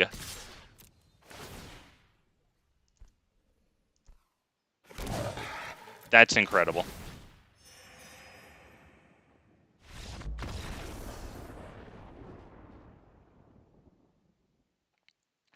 Like, comment, subscribe. Think it's a match. But yeah, Jetmir is freaking insane. If you just have the perfect game like that, where we're just allowed to sit there against mono green, who isn't really doing that much themselves, and have a pretty good game.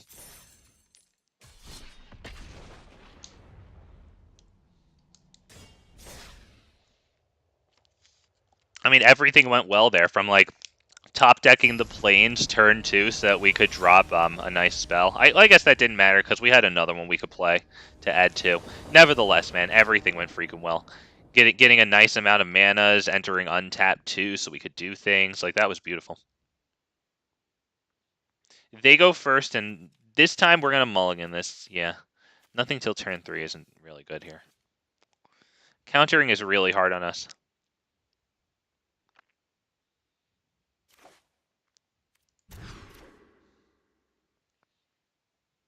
With this, I like this.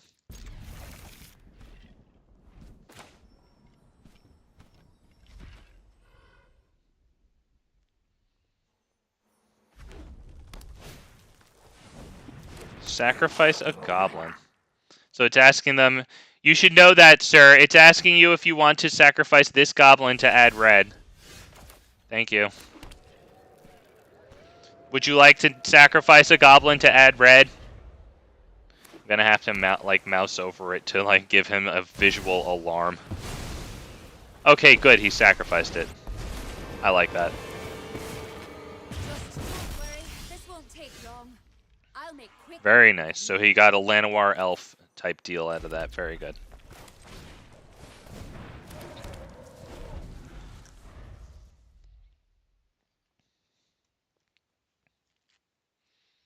We could do Chromatic Lantern. I'm feeling Wedding Announcement more. Especially if they tap out. It would be so good if they did. Okay, with 1 mana, we're going to go Wedding Announcement. With 0 mana, it resolves. Oh, I'll win by blade or by bolt. That's too bad. They're going to get the emblem, and we can't really deal with that. That's too bad. So why don't we drop this tapped Wedding Announcement?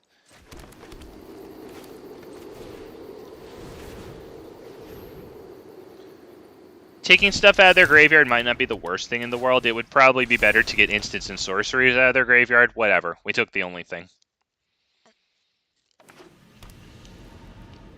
By the way, you guys like my Atraxa sleeves? It's my favorite commander. Atraxa is so cool. It's my favorite. So good. It you know, it denotes you as one of the elite Magic players, in my opinion. Let's see. 1, 2, 3, 4, 5. So, yeah, we can't. We probably want to play this. Yeah. I don't see the point in attacking. We could attack with both of those things, but then we lose one of them, and it would just be to draw a card. And rather get the body on the field.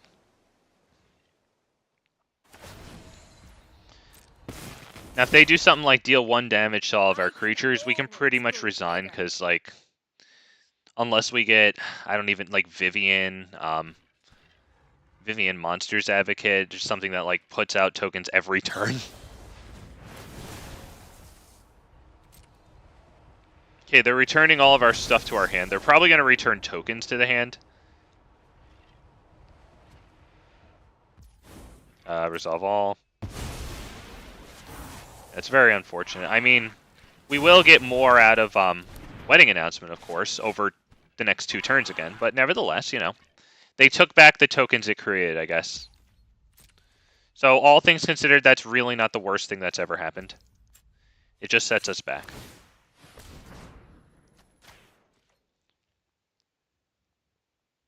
It's good to get rid of those sorts of things from their graveyard. We're good with that.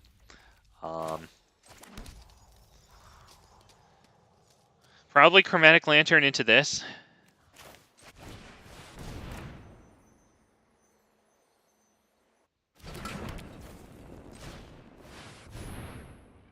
Let's see if it gets countered now.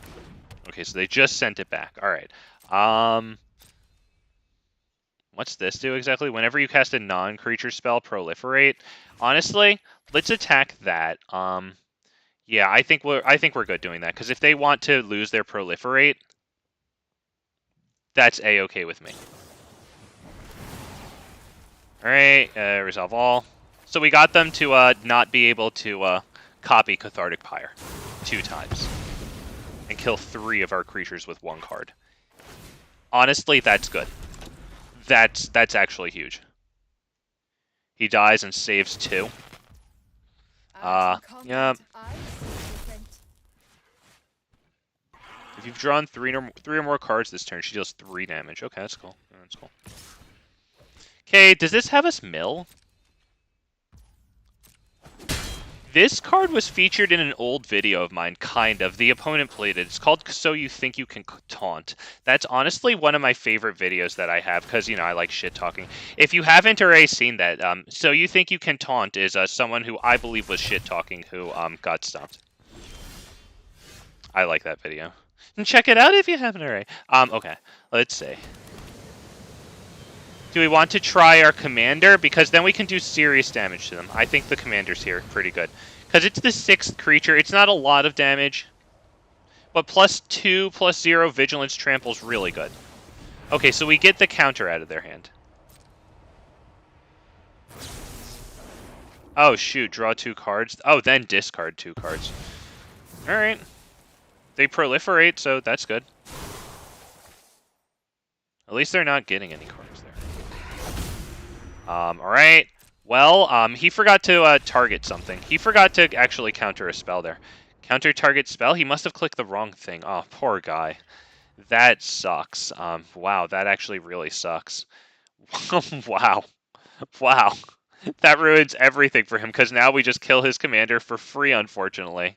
And then he has to spend next turn casting it again. Oh, no. Wow. Instead of copying instants and sorceries. Oh, poor guy. Too bad, because that was a decent time investment, too.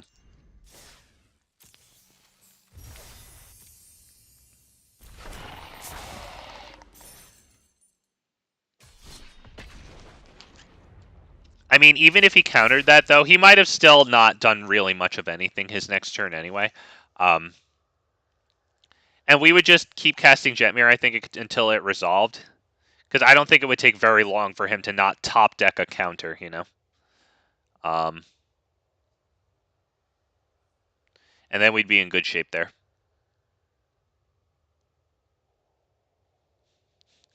Poor guy. Oh, poor guy. Wow.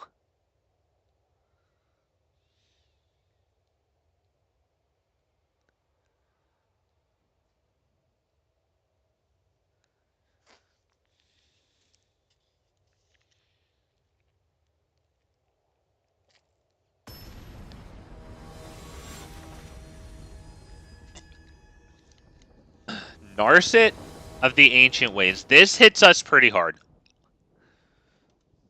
All removal does, but this is pretty good because it's on their commander. That's yeah. Shoot. Rumor Gatherer's pretty good. Jugin's pretty good. I think we have to mulligan it though. Yeah. Okay. Yeah, we could take it.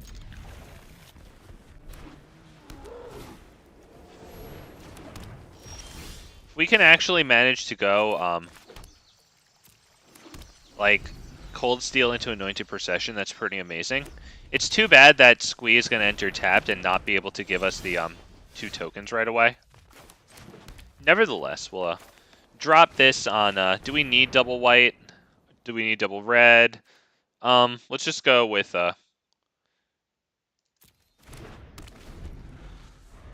now we have double everything. Alright, they just straight pass turn. Let's do... Shaper Sanctuary, because they are going to like targeting our stuff. Jugin defends the temple.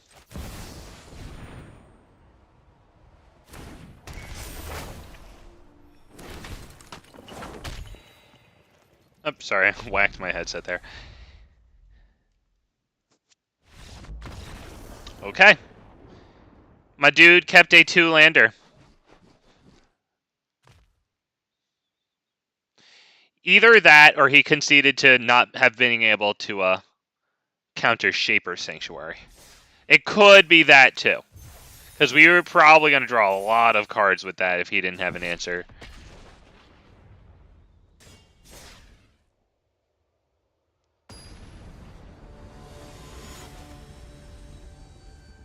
Amara! Cool, that was just in my hand.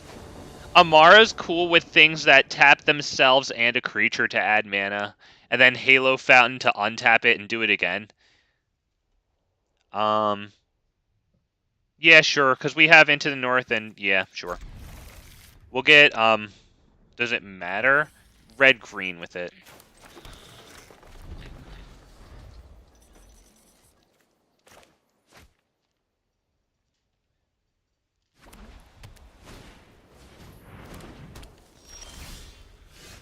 Okay, we do need to start top decking some lands, but this is pretty good.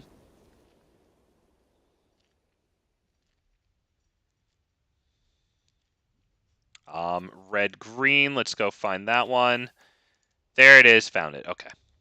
Cosmetic style, by the way. Oh, check me out. Look at that. That's cool. I mean, it's real. Those are really nice, though. Not gonna lie. Those are very nice cards.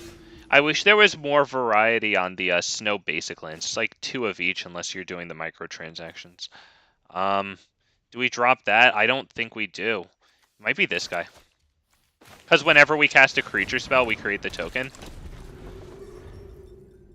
Now that I think about it, that was probably obviously the right thing to do. Spells your opponents cast cost 1 more to cast during your turn. Okay, yep. What exactly is going on here? Whenever 1 or more tokens enter the battlefield under your control, put that many +1/+1 counters on this. Oh, I'll have to put that in mine. Nice, and that's uncommon. There you go. I don't have those in my list, so boys and girls, look at that. That's really nice. So this and Legion's Landing, I think, is good here. We can't do them both. I guess this.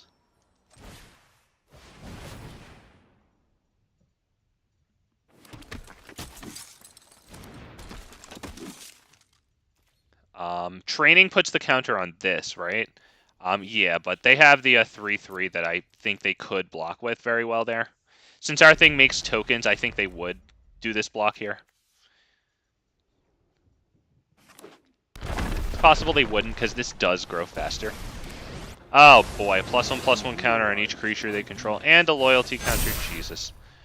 Alright, they're putting pressure on us fast, boys. We need, like, the land or something. 2 lands. We have to go hard at them, boys. If we draw a land, we're going to play Jetmir.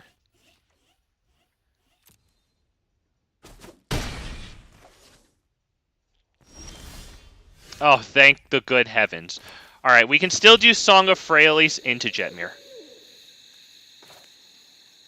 Song of Freyalise, Legion's Landing, Jetmir.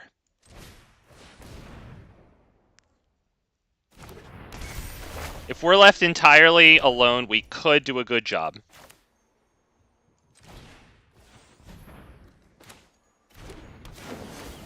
It'll involve dropping Rabble Rousing next turn.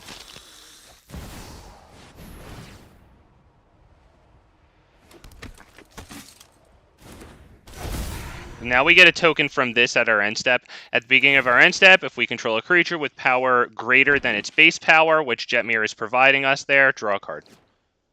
So now our field is big. Okay, they got March of the Multitudes. That's good, but like they're not going to have counters on them. So we just have to avoid lethal here. Can they do this? Yeah, they can put the +1/+1 counter on each creature, but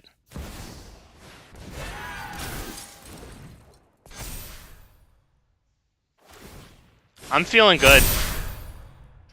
I'm feeling good. I think we just block this. It doesn't have trample, so I'm not really too scared here. It just feels intimidating. They didn't even attack, boys. They didn't even attack. Need I tell you how great we are, boys? I think we're gonna do this. They're not even gonna life gain because of the double strike.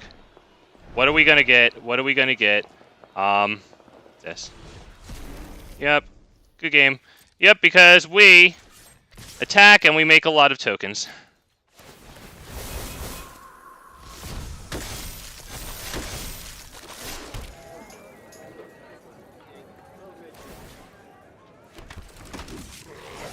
Wow, that is a lot of triggers. Yep. Thank you. That's going to be, that's first strike damage. And now the game ends before the, normal combat damage. Wow, dude. Wow. Yeah, he knew it too. He plays tokens. Dude might very well also play Jetmir. Since he didn't attack last turn, even though he had a lot of stuff, yeah, I think he knew that it was about to be over, and all we had to do was block the big one, chump really fast. Jesus, this deck is ridiculous, man. I love that we got some nice rabble rousing there, dude. Thank God we drew the freaking mana for Jetmir, man. I mean, I think we missed it 1 or 2 turns. It definitely hurt, but we got very fortunate. We even got the Song of Freyalise in hand. That thing really worked out for us. And the next turn, it was going to give all of our creatures a +1/+1 counter. Keywords. Like Vigilant, Indestructible, until end of turn, but still, like, wow. What a card. I don't think we can keep this. The 2 lands is just too bad. Jesus. Fine, only because I go first. We need to top deck some good stuff. I'm hoping for a nice, like, little creature making thing. This past turn.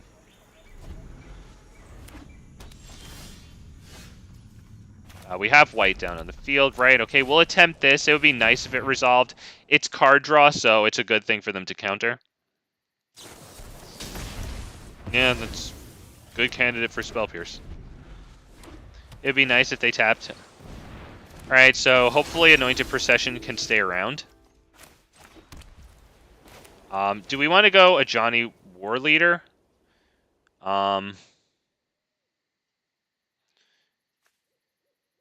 Or do we want this? I think, honestly, this is better. Because, like, if they can tap out again, then we play Anointed Procession, attack, and make double tokens, right? But then again, I mean, if we play this now, if we play this next turn, it dies to burn, you know? If we played it next turn, it might die to a counter, right? So, I mean, they could play their commander, but they're passing turn.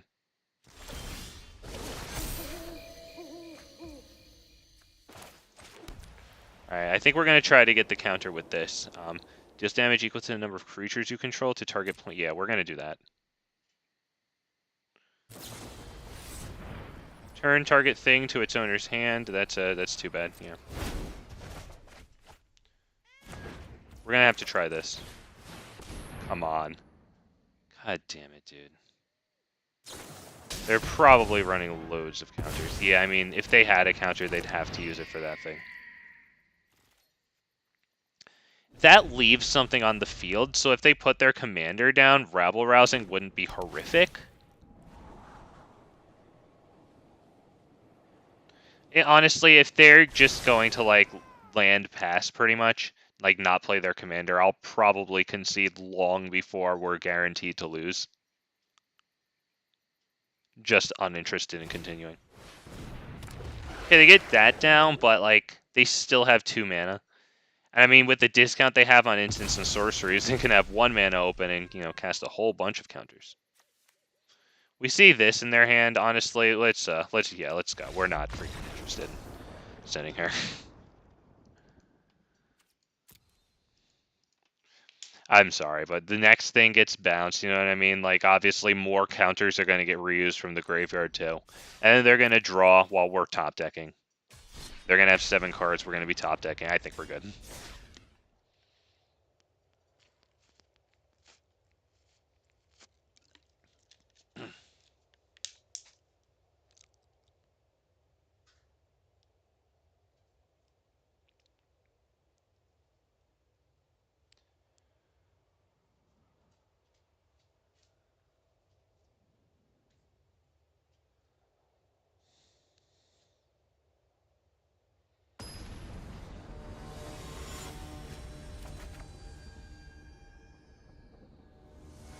Adeline, wow, blink and you miss it.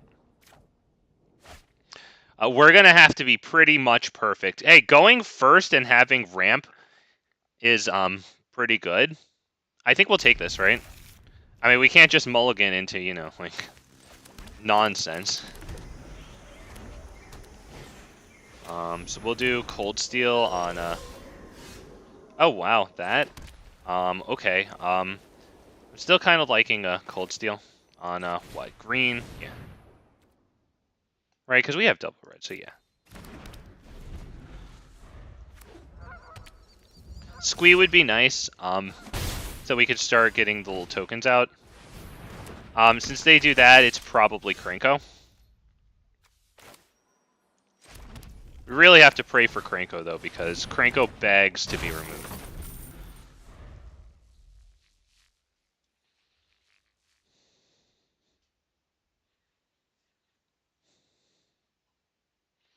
This taps and this sacrifices to give protection.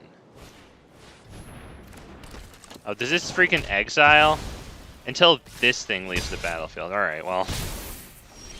Doubt that happens. But the good news is we can get Squee and this down. Because they're not going to block Squee. They'll block the token it makes, but, you know, we get Squee, so. Right, I think that's good. Yeah, Squee's good. Forces them to consider whether or not they want to attack with Thalia. Save us some damage. Do we want to wait on this? Yeah. Because if they attack with that 2/2, you know, like, I'll happily block with Resolute and the token it makes to get Krenko back. They would have to sacrifice this, as a matter of fact, and give that thing protection, right? They still have the 1 freaking mana to do that, too. As they move to combat, that sucks. So, wait, can I do this now and then block, or did I miss? Should I have done it in blockers phase? I'm in blockers. Can I actually make my blocks? Okay. I screwed it up. My bad. Yeah, I have to do it freaking it. My bad. For some reason, I think like that blockers, I can actually do it and then block with them. I guess blocking happens at the beginning of the blocking phase. And then you just have your shifts in priority after blockers. Good to know. Great. Okay, great. We could do this thing because it threatens their commander. This is good, but it's going to take a while to really get there. 1, 2, 3, 4, 5, 6, 7, 8.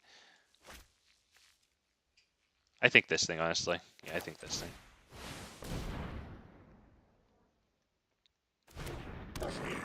Because it also threatens the 2/2. It might be better to threaten or kill this than spend 4 mana and 2 tokens to kill their commander, which they just cast again. We'll probably have to do this twice anyway to kill this, right? Because the first time they'll sacrifice this. But since we do this at instant speed, we'll just do it twice. We'll get Krenko back, and that'll be good.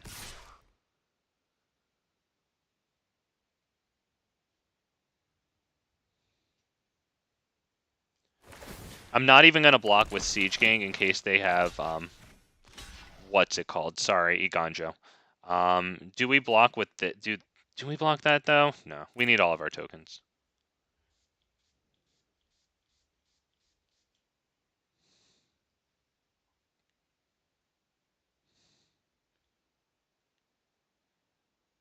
Well, do we have it?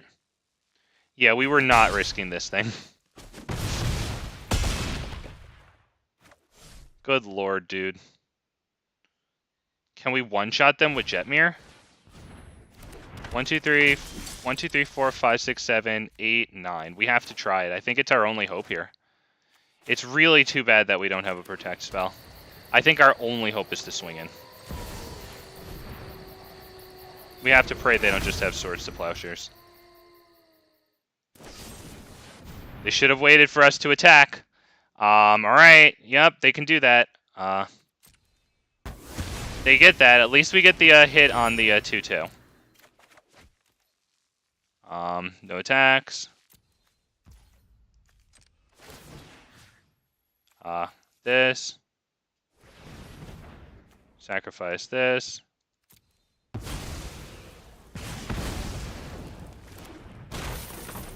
Right, while they're tapped out and they can't do this. I think that's good.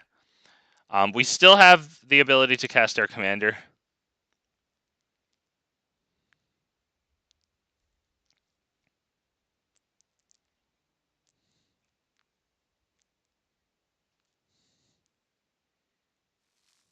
Fortunately, we still have 2 colors of creatures on the field, so they can't just swing in with a really big Adeline protected from red or something.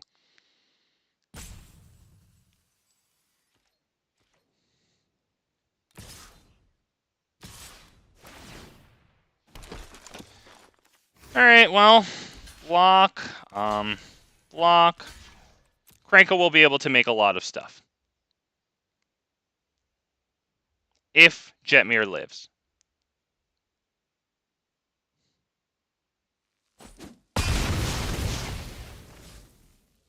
Come on, tap out. Tap out, baby. Come on. They didn't tap out. Azeka's Chariot's pretty interesting because it makes enough tokens to block Adeline. I think Jetmir just straight dies. We're going Azeka's. I'm convinced it dies. And then it leaves us in a poo-poo position.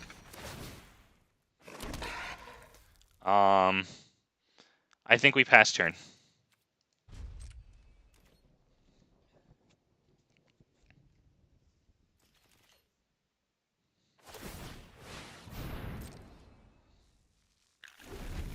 Alright, they whiffed on that. That's really good.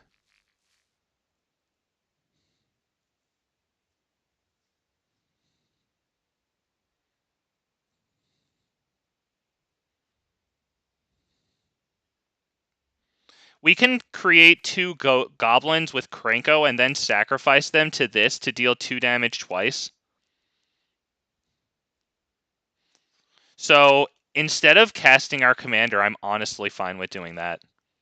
Hell, we could throw Azeka into the mix, right, and copy one of those tokens too. Could we do that? I don't think we'd be able to with how the stack works, right?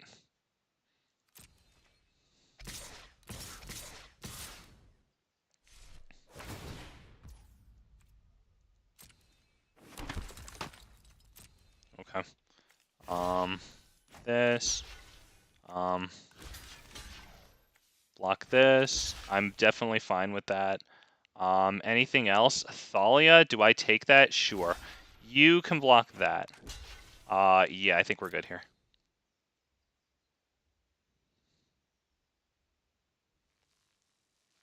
No combat tricks? Nothing to save Adeline? Alright, they lose that. So now that thing can be targeted next turn with Siege Gang Commander.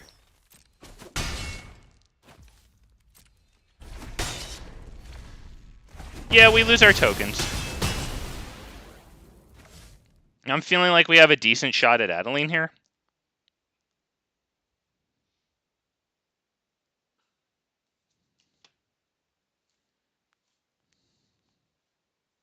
I think we'll honestly, instead of risking Krenko in combat... Oh, wow, they tapped out. Holy crap, they tapped out. Can we win? Can we win by... Let's see, Jetmir's 5. Creature number 5. This is going to be creature number 6 when we crew it with Jetmir. I think we just won. Boys and girls, I believe we just won. Let's play how fast can they concede.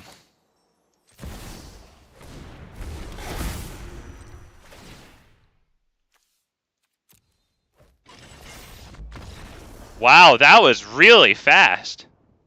Wow, man. Nice. Did you see how fast he... I told you guys he was good at how fast can you concede. Wow, yeah, that guy was really good at how fast can you concede. But yeah, Krenko was going to make tokens. This wasn't going to copy anything because there wouldn't be anything on the field when it enters the stack. Yeah, this was going to make a token. So yeah, we were going to be at more than 9. But it looked like we had 4, maybe 5 creatures on the field, right? Nah, man. And if we had a token out, then Azeka could copy that. We'd have 1 more. Azeka's pretty cool because, like, it's 1 card, and it's kind of unassuming, but, like, it puts 2 tokens out onto the field right away. Then when they crew it, or however you do that, it becomes the 3rd creature.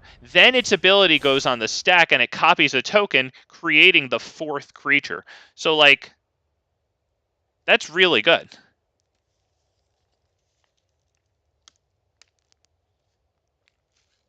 Rusty, up, he scooted right out of there. Scoots.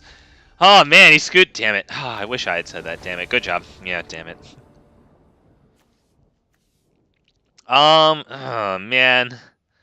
Man, the lands stink. That's actually not a terrible hand. It's got like low cost, affordable stuff, just the wrong mana. We're gonna keep this. Let me just check these out really fast. Alright, so that, and then this. Gala Greeters. Yes. Alright, Plan is to go... we won't be able to cast this unless we get a land that enters untapped. This is entering tapped still. That really sucks. But we can play this and get 2 things out of Gala Greeters, which is really good. So let's do that. Counter Treasure.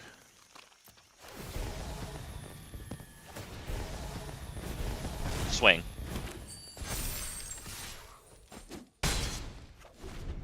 Not horrific. If we draw a land and go rabble-rousing, that's incredible. Alright. Come on, baby. Land rabble-rousing. Please.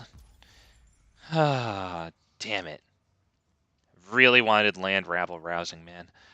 This isn't bad. Obviously, this isn't bad, too. Because this gets us rabble-rousing next turn. I'm honestly feeling this one for rabble-rousing. Since I'm not attacking, they have a 3-3. Not trading freaking Gala Greeters pumped up. Let's see. It should be white and green. Pass turn. Hey, yes. Thank you. Okay, we passed turn. We did it. How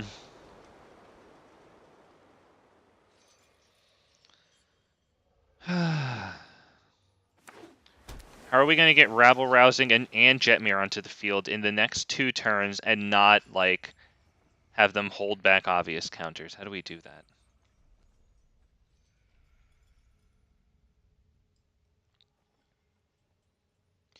Even if we get rabble-rousing down in the coming turn, we're not attacking. 3-3, I doubt they attack with it.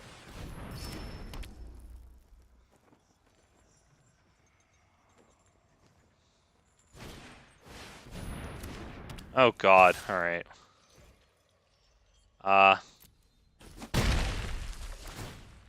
So they're going to keep creating those 3-3s.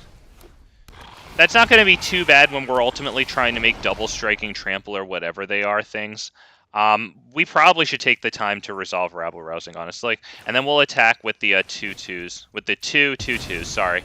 Because, yeah, sure, one of them dies, but we're going to make 2. And that'll be good for, yeah, Gala Greeters, so.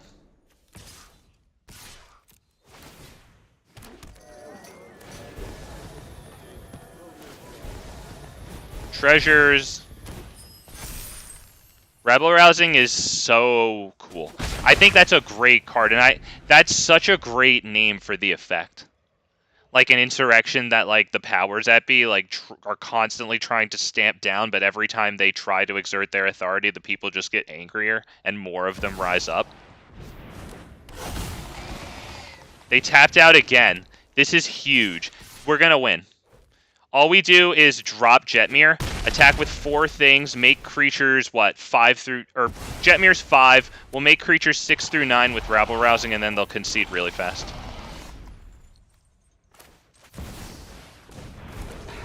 There you go, Game Boys and Girls. Love to see it, just love to see it. That Rabble Rousing is actually so good.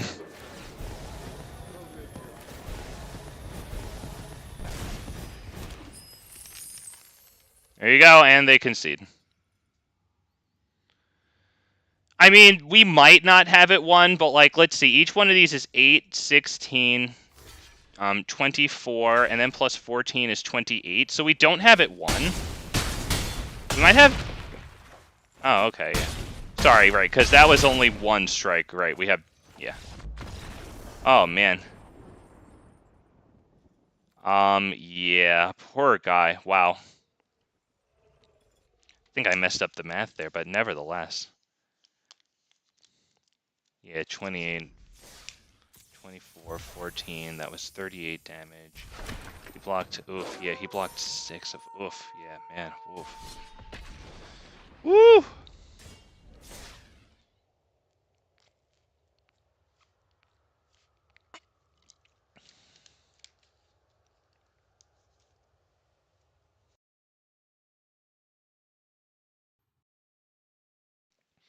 All you need is 4 creatures and Jetmir. That's it, man. And, like, when you start your turn, all we had was 4 things on the board. We ended it with 9 and them in the negatives. We do have turn 2 Skrelv's Hive, and we're going first. I'm honestly going to keep this one. It might just do it.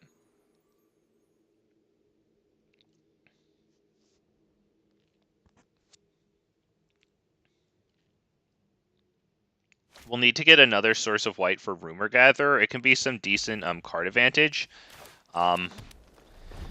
Should we be consistently getting 2 creatures on the field a turn? We won't need the second white for this because the Skrelv's Hive tokens will... Oh, sorry. The Skrelv's Hive's tokens will probably help convoke that. Oh, they're colorless. Never mind. Okay, they won't pay for the whites. Okay, whatever. This will, so we're good.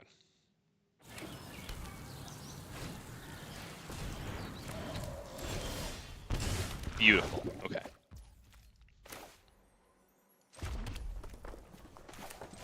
This gives the creature tokens ++. That's good. Pass turn.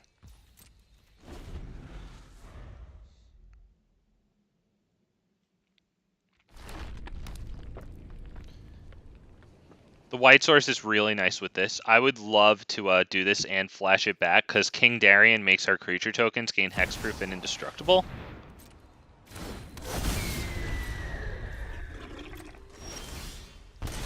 Come on. Oh, wow. Wow. Wow, wow, wee wah. We got it. Do we want to go Rumor Gatherer? Because if we do this and get a lot of creatures on the field, they're going to know if I have a board wipe, play it. This might not draw their suspicions. Let's see. Can we do it? This is 4. Then next turn 5. Yeah, we can win like this. I think this guarantees us that if they have a board wipe, they're going to use it. All right, let me just double check this math. Skrelv's Hive makes the 5th creature. Jetmir makes the 6th creature. Then we attack, and we have this, but shoot, that's not enough. We would have this for no, that would be 6 creatures, all untapped, right? So we could convoke this for X = 3. We would have exactly 9 creatures, and we would win. Okay, so that's what it is. Jetmir, attack with all these, convoke this X = 3. Pray.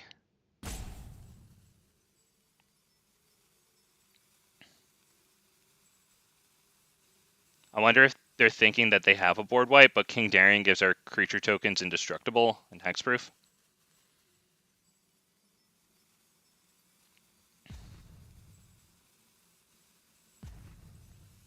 Little bit of interesting things while we're sitting here freaking waiting. This thing gives us a scry when the first creature enters the battlefield under our control each turn, so we'll get the scry before we draw because, yeah, at the beginning of your upkeep, we do this. Kind of nice.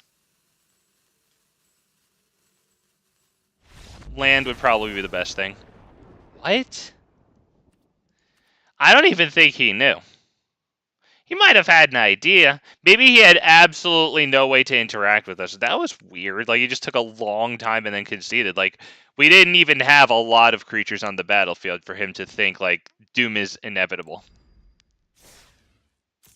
Of course, we had a plan to get 9 creatures and lethal damage out, but he didn't know that. That's why March of the Multitudes is the best, like, card in the deck, arguably, because, like, if we had casted Jetmir there, even without top decking a land, and we would tap out, so to speak, right, for it, yeah, we would tap all our lands for it, but we would still be able to convoke a spell. That's pretty incredible. We're up in a mirror match.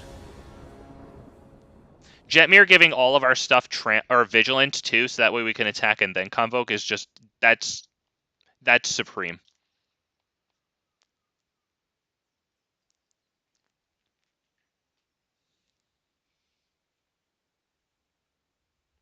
Like, that's the real power of March of the Multitudes. I swear to God, dude. That card, above any other ones, even Krenko and Adeline, will just catch them with their pants all the way down.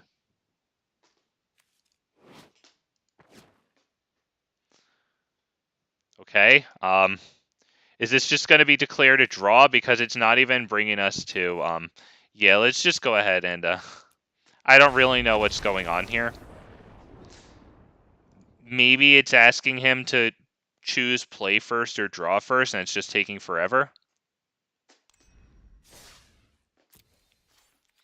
Does it ask you to play first or draw first, or does it just, like, assign it, because I can't remember the last time I chose.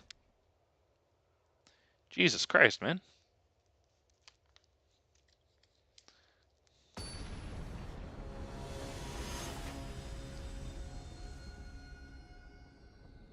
Ral. Is it Viceroy?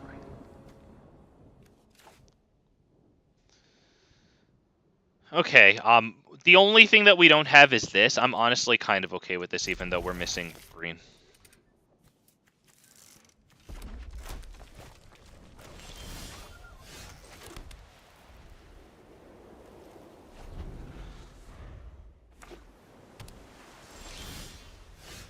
Okay. We're not going to resolve Skrull's Hive yet, so we're just going this one.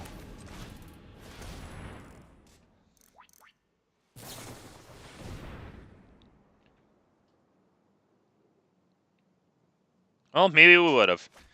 Either way, there you go.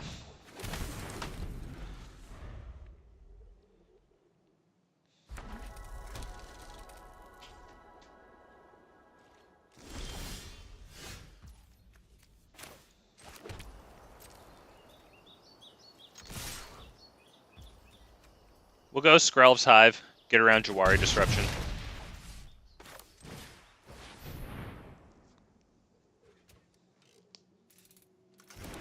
Skrelv's Hive resolves. We have Tamiyo's to protect it. I don't know if we'll need that.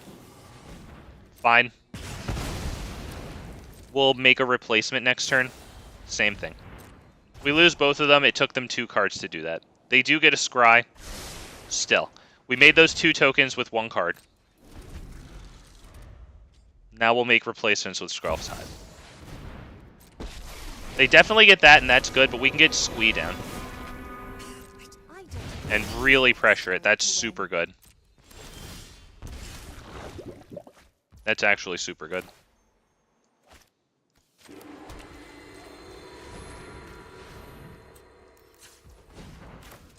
Making sure it gives me Tamiyo's. Thank you. We will get the 1 swing that we're guaranteed in at that. With both of them. Boom! Bring it far down from 5 at +1, so... Hopefully they don't proliferate too much. They are running blue. Yep, Squee dies. I think I'm okay with that. I'd rather protect the commander from like a bounce or something. Oh, I'll win by blade or by bolt. Okay, well we have the 2 damage to kill their commander. I'm all about doing that, so let's do that. It resolves. Leonin Warleader. That'll populate the field. Oh, shit. Damn it, sorry. Okay, alright. Yeah, that's bad, because that would have been Tamiyo's. Nevertheless, I like playing on a handicap. And they fold to it. The Leonin Warleader's too much. They were out of burn. We got the swings in at their Planeswalker there. Even though they killed the first 2 things we got on the field. We were playing tokens. We were making little 1/1s cheap and easy enough. Fortunately, because we resolved the Skrelv's Hive. Very nice.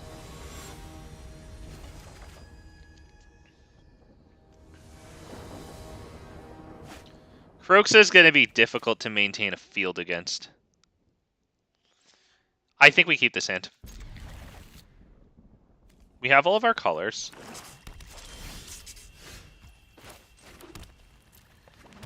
Tapped, untapped, untapped. That's good. Honestly, maybe I should have gone this one first, so that way we could get this down. That was probably a mistake. I have to, oh, they mill and gain 2. Okay. Okay, let's, do this and just pass turn.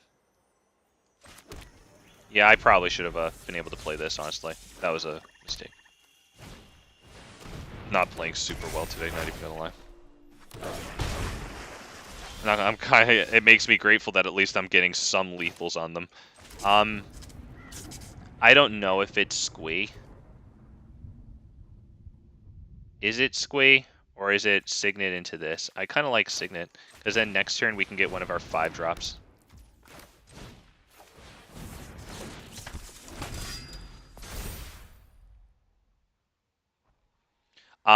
With this creating a tapped and attacking creature, and this also triggering on attack, we can order them so that this resolves first, puts in an extra attacker, and then rabble rousing. Will it count more? Well, Haven't you ever heard of personal if they attack space? with both of those things there, maybe we can get Squee in at them. She's a non-creature, non-land, so they can get rabble rousing, which really sucks because that does put a lot of cool things on the field for us. But now they also know that we have Squee. Alright.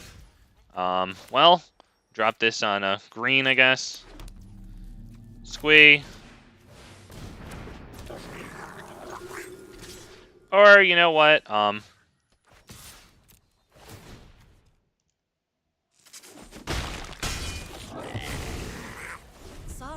I'm not interested in dying today. Not terrible.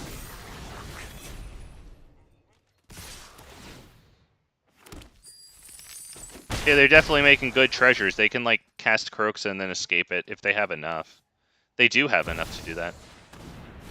So we're losing a lot of cards here. Discard a card. We'll probably start with this one.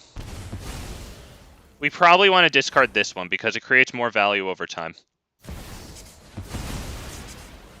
This is going to be brutal. Absolutely brutal.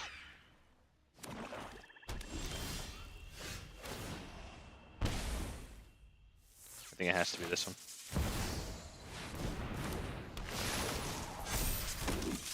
one. No attacks. Now they can't attack with Shieldred, unless they want to lose it and have us gain some life. They definitely have other things to do, like they can double this and get a nice enter the battlefield, obviously double the Treasure Maker. That sucks, but honestly, still fine, because we didn't lose our Anthem effect.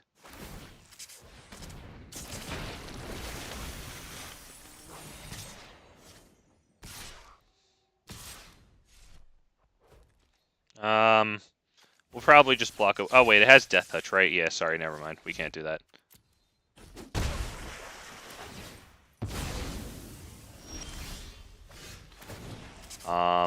Thank you for not... Isn't it supposed to give me a stop? Oh, right, because I already drew it. Sorry, my bad. Alright, yeah. Okay, sorry. How am I gonna do this, man? With 5 mana, do we drop Jetmir and then attack, and then when they block with Shieldred, hit the thing on them? Yeah, let's do that. Hit the Swords to Plowshares on them. That's the thing. Let's attack. 1, 2. Do we attack with this too? Because I don't know if they want to block with anything necessarily. Both of these things are pretty good to copy. Yeah. Let's gain some life here.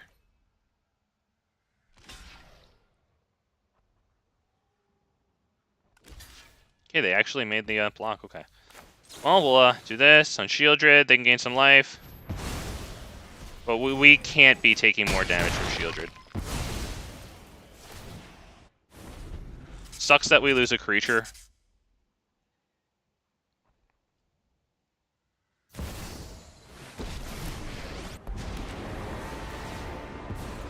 Are you in rest? Subservience will be rewarded. Alright, that'll be good next turn. Right now we can do Tender Shoot Dryad. Next turn we can do this kicked and we'll look pretty good. I think we just passed turn here.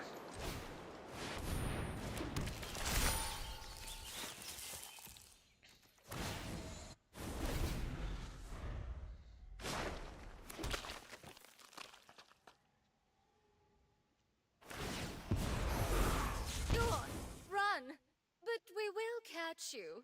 We might see Kroxa here and unfortunately discard our last card. Sacrifices. Oh, that sucks. We probably want to get rid of this one. We do lose an Anthem, but I think the other two are just too important here.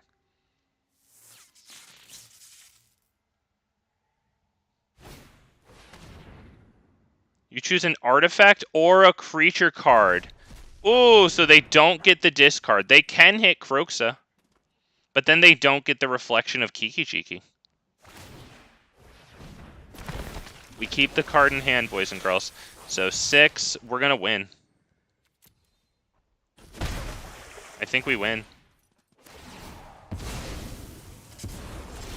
Aren't I generous? 6, this'll be a lot. Kicked, yep.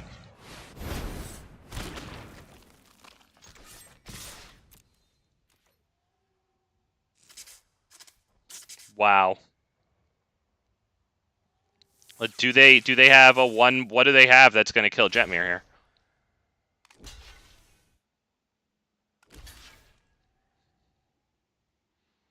Oh no, they blocked Jetmir with the Death Toucher. Oh, it's wishful thinking. Do they have some weird, wild 1-mana spell? No. That's first strike.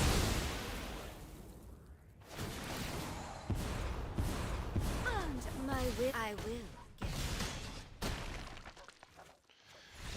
Woo! Like, comment, and subscribe, boys. Tell Jetmir how great he is, man.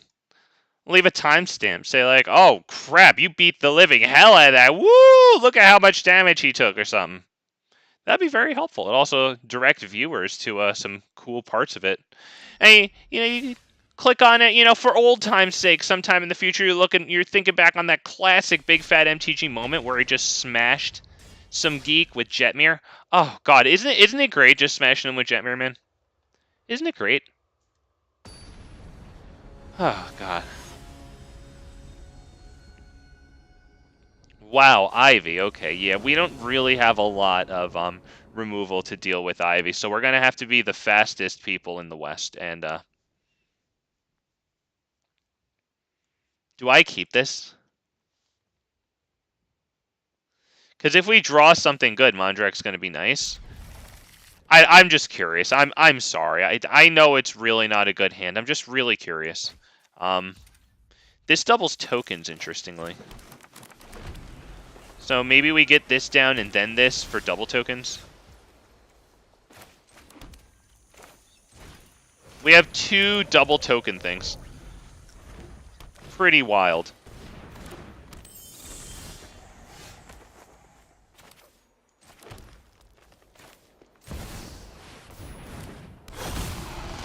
I don't think the indestructible will matter much here where it gets bounced. Okay, wow. 1, 2, 3, 4. This, and then pass turn, right? Yeah. So this. We could have also done this, I guess, to double the double tokens. 1, 2. Do I do that? Because it only takes... Nah, now that... Yeah. We'll just pass the turn. I'm feeling the Siege Gang Commander. It'll put in double tokens. We'll gain a lot of life. Oh, no! They get a fight. Oh, no, that one doesn't fight? Okay, that doesn't fight. They draw a lot of cards, though. I thought that was when it enters the battlefield fight. Yes, resolve all. Look at how many cards are in their hand.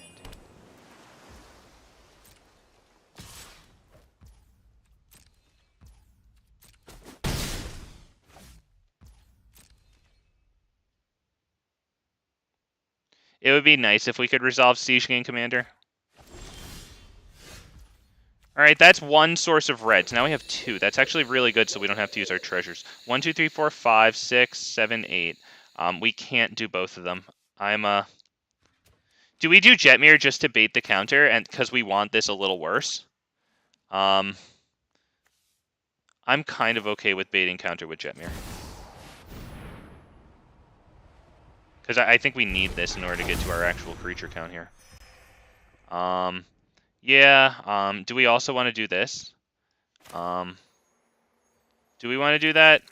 Do we want to attack to assert dominance? Or do we want to play this? Let's just do this. Screw it. Yeah, we have the 2 reds. It's also a pretty decent bait of counter. And they don't need to counter it because we already have Mondrak. No attacks. I'm not having them flash in another enchantment on this and then kill Mondrak.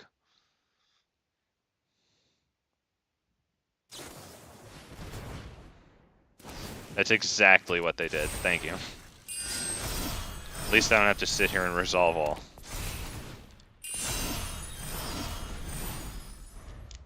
Alright, please tap out. Please tap out. It looks like we don't have a lot of stuff. Come on, man. Tap out. So many cards. Good lord. God.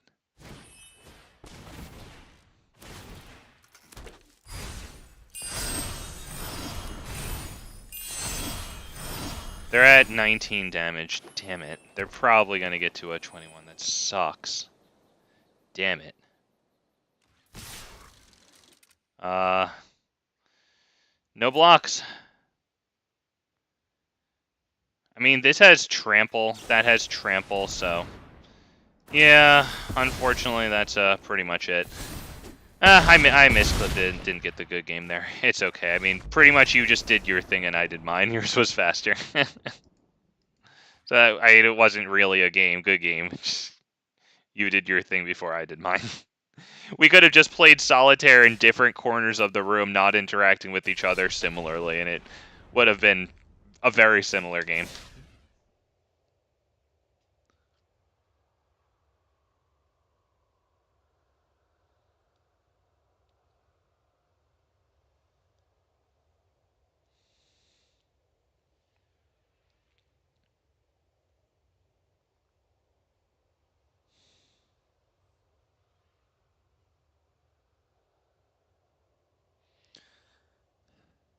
So I'm thinking Bosriket probably comes out today.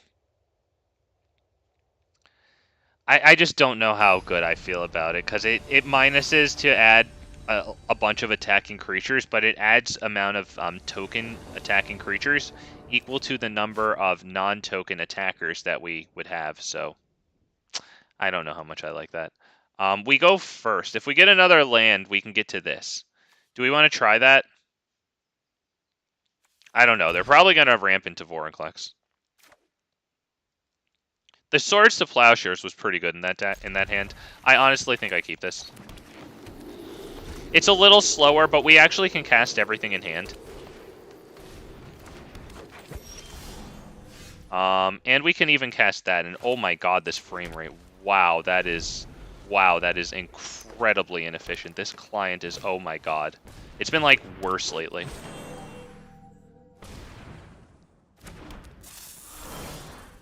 Wow, this... Good lord, they should be ashamed of themselves. Wow. Probably Jugan. Honestly, it could be this, too. We'll give this a shot. They have so much ramp right now, though. That's a big issue. Holy god. Yeah, now that they have Vorinclex down, it's not worth playing this, because Sagas enter with half as many counters. So 0 counters, and we don't actually get any stuff from it. So we're going to have to now survive a bunch of turns of Vorinclex, is what that means. So let's drop this. I guess this. That would be past turn. I guess I could have attacked, honestly. But if they don't use all of our dorks, it'll prevent the damage. Oh, good lord, dude. Alright, I guess this is going pretty perfectly for you. Right. Look at that. Elvish Mystic and that and the third one into just that. Okay. Like, okay. Yeah, I don't think we're going to do anything here, so, that's pretty much a good game. And what the hell are we going to do? They have Trample is the problem, so, yeah, that's, it's nice getting spoon-fed, dude. Christ almighty. That's... Wow, that's perfect. That is perfect, dude. And then Vorinclex, and then straight into Tyrant. Okay. Okay. All trampling, all hasted. Okay, buddy. Wow. Nice.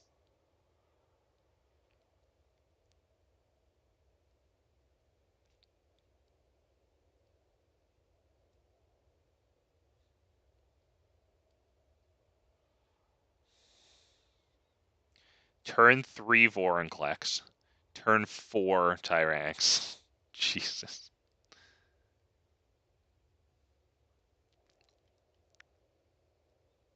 I guess even the first hand with the Swords to Plowshares wouldn't have been enough there, even if it Even if all the top decks were perfect. Swords to Plowshares would have been good against their commander, but they had so much ramp they would play it again pretty soon. Sure, they were out of cards in hand, but damn, they had some good stuff on the field. Tatiova. Boy, oh boy, okay. We have all of our colors. That's really good. I'm keeping this one. It's... Oh, man, I would love to go first. Really want to go first, man. At least we do get Skrelv's Hive turn 2. We'll follow that up with Into the North, I think, afterwards. Unless we get an untapped land, then we do Jugan.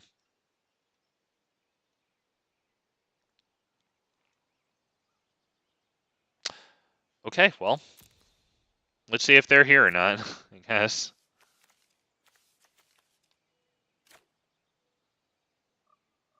Wow, okay, well. Here we go.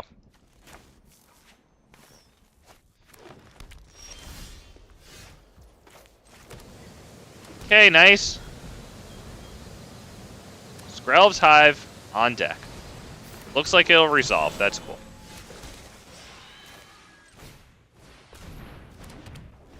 Kranko's good enough to consider, honestly, doing Into the North there instead of Skrelv's Hive so that we could get Kranko next turn, but I'm kind of okay with getting that going.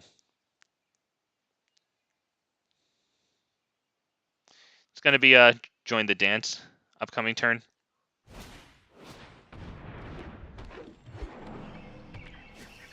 Well, next turn they'll have enough for Tati. They didn't even attack, interestingly. Maybe they're holding open some sort of, like, you know, protect spell. Is it worth dropping this right now and doing Kranko? Is it really worth doing that? I mean, Kranko's really good. But they probably just dropped their commander, and then it's going to be hard to use Kranko there. Holy God, this freaking... That is wild.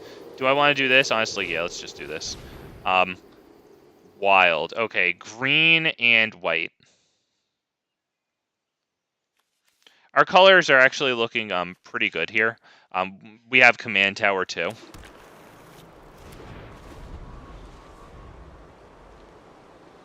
Okay, so coming up, we can do a 2 and a 3 mana play.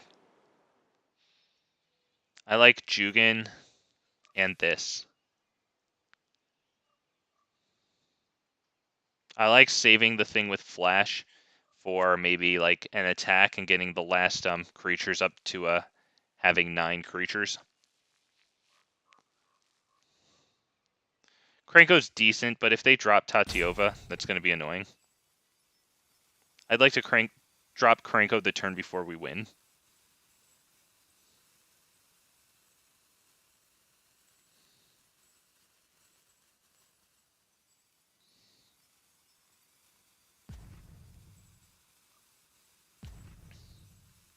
Wow, okay, man. Wow.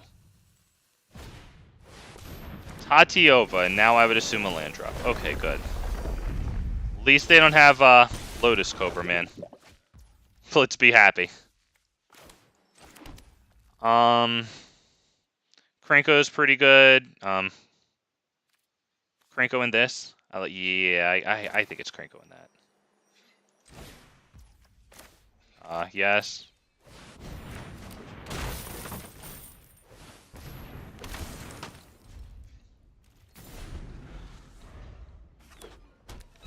If they tap out, we can drop Jetmir and win. Please tap out. Play a really big creature and scare me. Please. But yeah, what would happen is we would drop Jetmir, even if we played nothing else. We could drop Jetmir, and then since it's the 6th creature, all of our creatures get +2/+0, so that adds into how many things Kranko does. So yeah, this guy knows something up. He's holding open counters, so that's probably smart.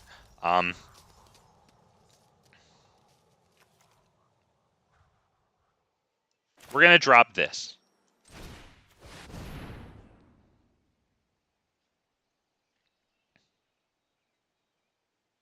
Because that is definitely going to bait counters, since we can use that to kill their commander rather easily. Especially with Kranko involved. Is it taking them so long to counter that? Because they only have one counter. And they know that it should be used for Jetmir. I think it's pretty easy. That kills my commander. I should get rid of it.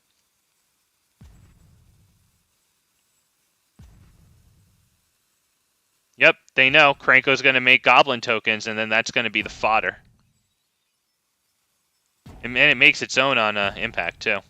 They're freaking out over that. Look at that. Look at that. Guy's losing his mind. Alright, he did do a lot of stuff there, though. Nevertheless, no attack. That was probably a lot of clicking.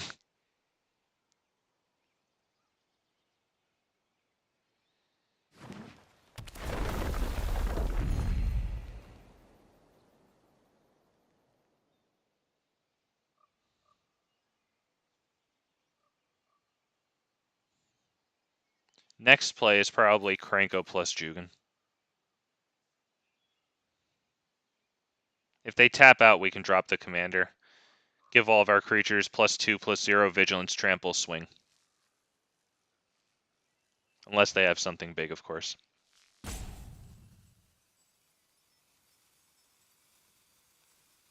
Yeah, I think I would do that either way. If they had one big thing, I'd sacrifice one of them to get the rest through.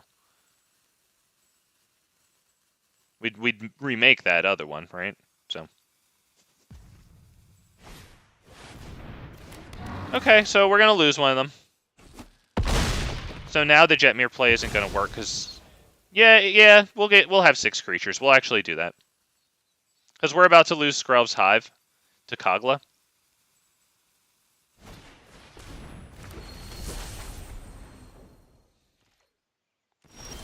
They do have 1 mana open. That's an issue. Do we try Jetmir? They do have the 1 mana open. Honestly, let's go for it. It would be real nice if it wasn't Wash Away because it's always freaking Wash Away. Alright, let's attack.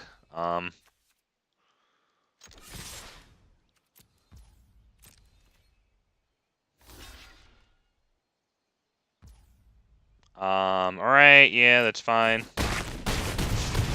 Sadly, we only have 6 creatures, so we can't make 9 with this. That would have been amazing if we could have. Do we want to wait for their turn to cast this? Like their attack step? Yeah, I think so. Because we could double block Kogla. Do they have a human to send back to their hand and give it indestructible? They actually don't have any humans on the field, because Kogla has that ability, the activated one. Yeah, they have to return a human they control to their hand, then it gets indestructible. No humans.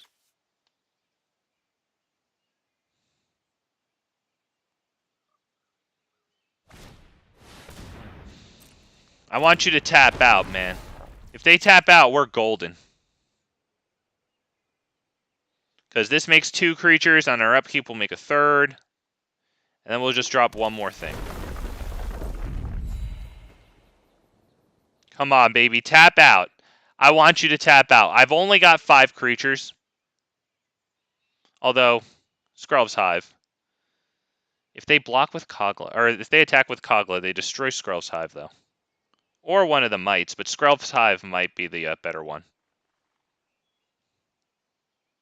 If they kill one of the mites, we just make another, so... Let's see, what are we going to do?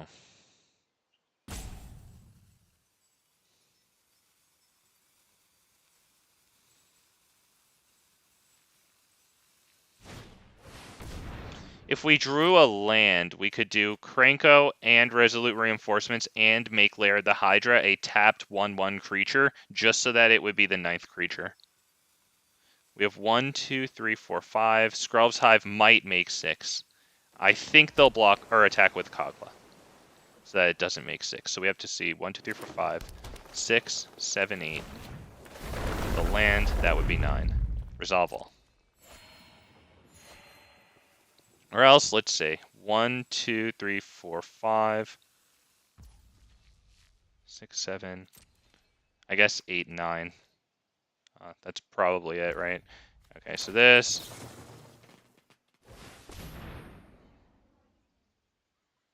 Does that eat the oh so obvious counter? They've got 4 mana.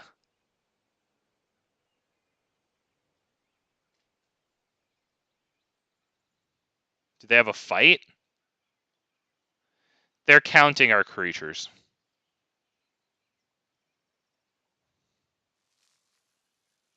You can narrate exactly what's going on in his head. What? Oh my god, I gotta do something about that commander! Look at, he's freaking out. Yep. Smart guy, he knows he needs to counter that. Come on, let's get the land, baby. Damn it, we didn't get the land. 1, 2, 3, 4, 5, 6. 7, 8, 9. We could win if they don't have a counter. We could win if they don't have a counter, boys and girls.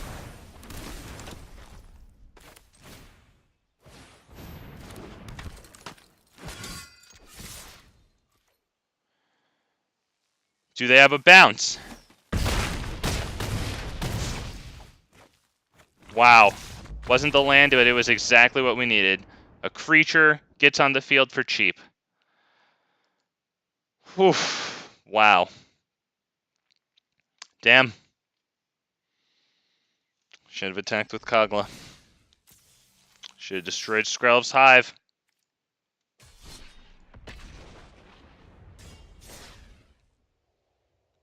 The block was irrelevant. You just gotta deny us the creature.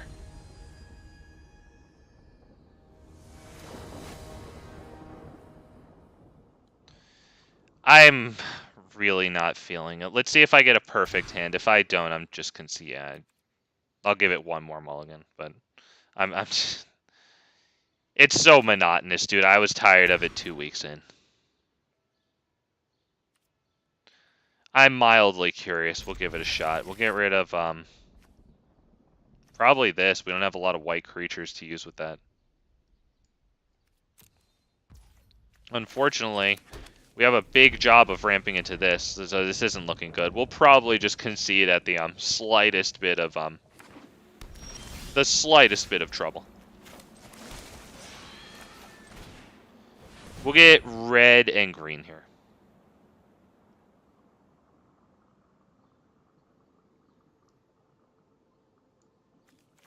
Red and green, there it is. Yep, I can do that. Okay. So we still need to top deck a land, and then we get this, and then it pretty much just drops dead.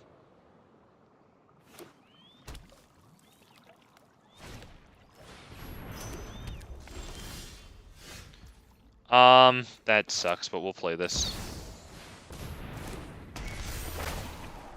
I mean, at least it progresses our mana situation, honestly.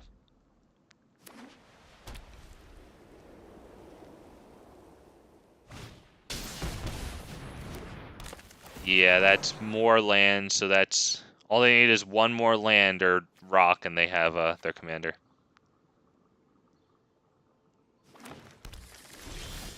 Oh, sorry, that's only one. Okay. Yep, on that one. We are not getting the freaking lands, dude. This is horrible, man. This is freaking horrible. I think we can probably pass the turn. Song of Freelys isn't gonna do much. Until your next turn, creatures you control gain tap, add 1 mana of any color. Okay. They have 6 mana on the field right now. Honestly, fine, whatever. We got the mana out of it. We got the counter. Fine. That's the least of our concerns right now. Actually, we need this, and we need it to stick around. Fucking fine, man. At least it's something. We can double block their 3/4. We'll probably have bigger problems, though. So why don't we, yeah, let's attack.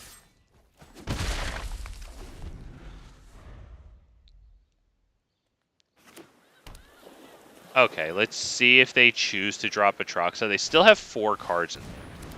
Yeah, there you go. That's probably a better play, honestly.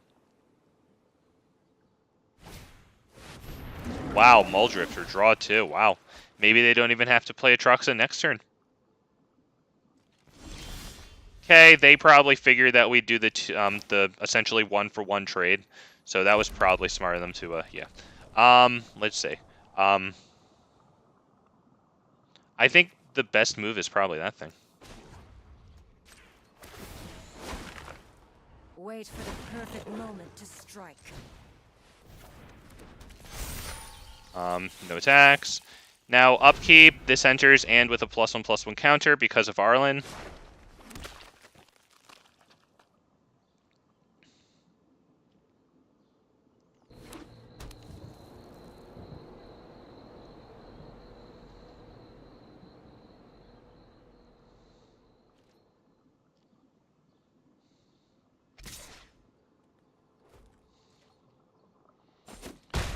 That's too bad, but we already got the 2 wolves out of her. They're actually sticking to the field for now. We'll see how that goes. Yeah, that's it. Yeah, we're not coming back from that. Unfortunately, I had to tap out for that thing, but that was such a clunky clunker.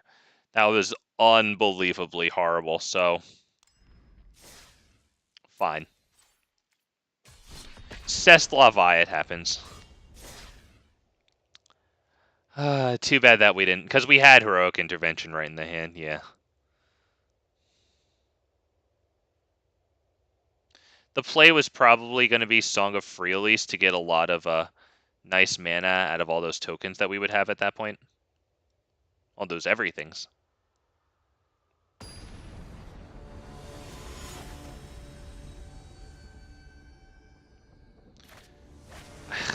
Dude, are you kidding? I did my time. I paid my debt to society. I actually went through with the Atraxa player until they established card advantage of me and therefore won the game. I'm not giving a freaking Teferi, you know, a vacation from Hellq so he can sit there and bother a creature deck to his delight. Like, no. Back to freaking Hellq, dude. You deserve a Nicol Bolas match. You like Nicol Bolas? Face Nicol Bolas. There you go. You two can face each other.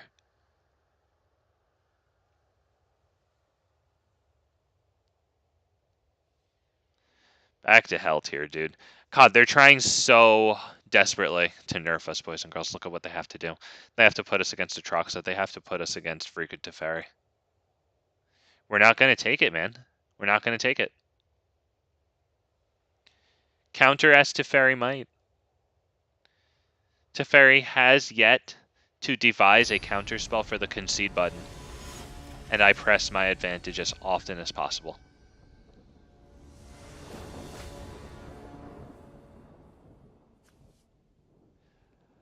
Okay, going first is good. We have all of our colors. We should probably keep this. We can cast Amara. The lands enter untapped. Right? I think we gotta be grateful.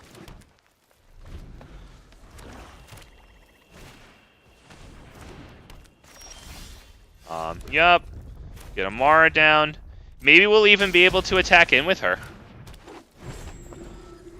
We might be able to with an instant speed. Charge of the Mites deals damage equal to the number of creatures you control.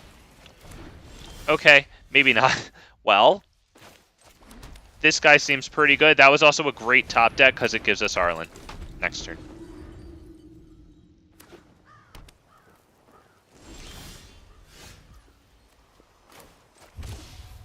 We attack.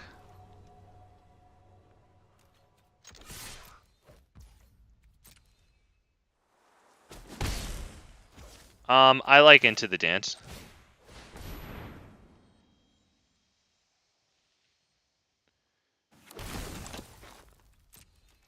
Rusty, I made diamond. Nice, dude. Congratulations. What are you running in standard there, man? What are you running? Curious. I know your Brawl deck.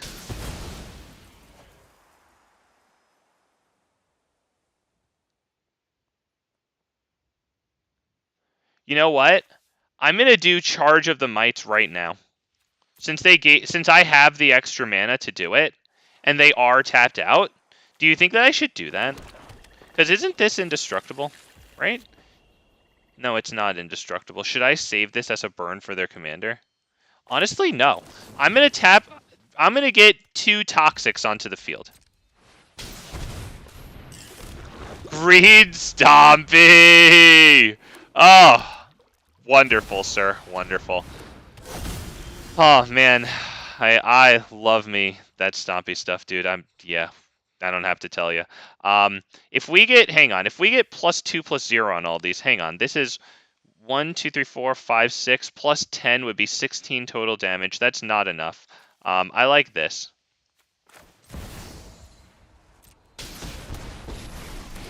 I'm anticipating a board wipe, so I'm going to plus her.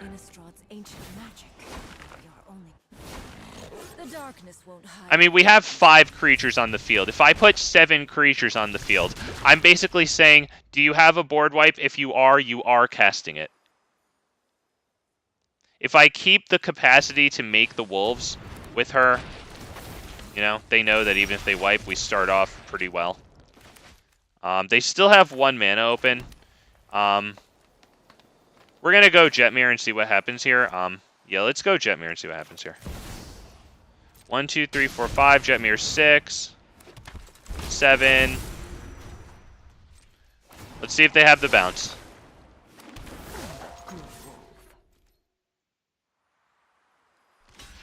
Do they have the bounce? They better have a trick. That was first strike. Wow. We did it. They did not have wash away. It isn't always wash away, but it is always wash away. However, in this case, it was in fact not wash away. Nevertheless, I believe that is known as the exception. That proves the rule. Boys and girls, if you haven't already liked the stream, I hope you're having a good time. I'm having a good time. I like Jetmir a whole hell of a lot, you guys. I've been happy with the plays we've got today. I got a rabble-rousing play in. Oh, man, they got a March of the Multitude sneak attack. I'm feeling good. Some plain old satisfying Jetmir smashes. This thing's great, guys. Oh, man. I'm planning on running a version of this. I don't know if it's going to be as good as this one. My estimation is that it will be less glass cannon-y and maybe more robust, but probably significantly slower. But I plan on running a version with planeswalkers that add creatures. Like, think Vivian Monsters Advocate, but like, I don't know, that Garrick planeswalker. There's a new Elspeth that's coming out that, do I keep this? Because this isn't terrible. We don't have double white, though. I think I'll mulligan that. Yeah, the new Elspeth +1s to add a 1/1 like lifelinker, which to be honest, like, it's really not that good, but like it does plus to add a creature, so I think for Jetmir purposes it might be pretty good. I have to get rid of something, and that hurts my feelings. We're gonna get rid of that, I think, and hope for the best here. Do I wait on Legion's Landing to be greedy and play it after Parallel Lives? We're up against Tasha. I just made sense of that right now. That's going to be a pain in the ass. We are going to need Anthem effects in order to stand a chance. We'll just drop that one and pass, right? Yeah, we're looking good on that one pass turn. We're going to be greedy with the Legion's Landing. But yeah, Tasha's so freaking good against us because of the plus ability. It pretty much stops us entirely in our freaking tracks, and it really sucks. Like, it really sucks. I would like to tell Wizards to stop releasing... Oh, God, yeah. Yeah, good luck with those schmucks, I know. Good luck with that. Oh, yeah. It would be nice if they weren't so egregious, man. With the... Honestly, I have a problem. I don't know about the board wipes. Just because I didn't play a lot of Standard, like, since I played it, like, once for a little while recently.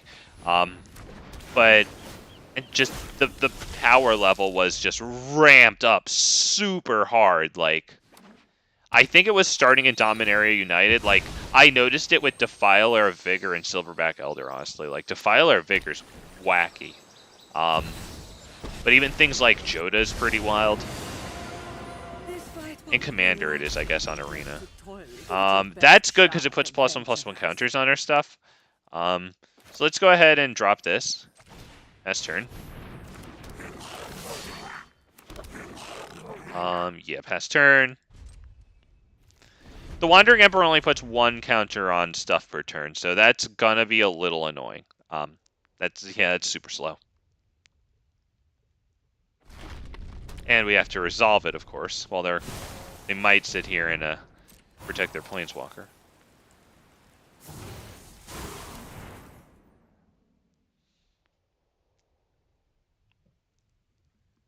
I felt like Streets of New Capenna had a pretty reasonable power level. Kamigawa Neon Dynasty too. I can't think of anything that's like super obscene there. I particularly like the cycle of legendary dragons from Kamigawa. Okay, hopefully they get Trostani Discordant. That's what we want them to get Trostani. They didn't get Trostani. Well, we might still draw upon it. Did stuff go into our graveyard there? Okay, Trostani Discordant has the ability that at the beginning of your upkeep, each player gains control of all permanents they own. So if that ever gets onto the field, we can get our stuff back that they Tasha from us, which would be super nice. Why don't we attack and see if we can get a Wandering Emperor play? Yeah, we also flip Legion's Landing, so that's good.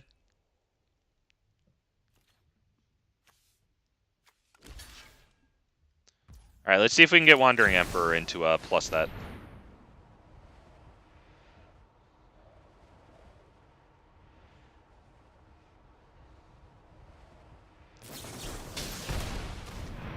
Wash away. Wow, okay, well, we'll lose the 1/1. We have this now, so we can make 1/1s with lifelink. So that's not worth swords. Maybe they're running Toxrill. Seems like a thing they could do. Alright, well, that was our attack. Now they plus Tasha more. Honestly, we might want them to Emblem Tasha again for our creatures. Because that's another chance to get that Trostani Discord. And we'd get all of our stuff back. Since they would have minus Tasha, they wouldn't plus it and we'd be able to attack.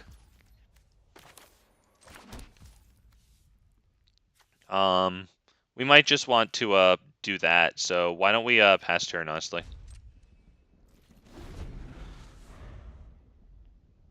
We have this to make a cute little blocker.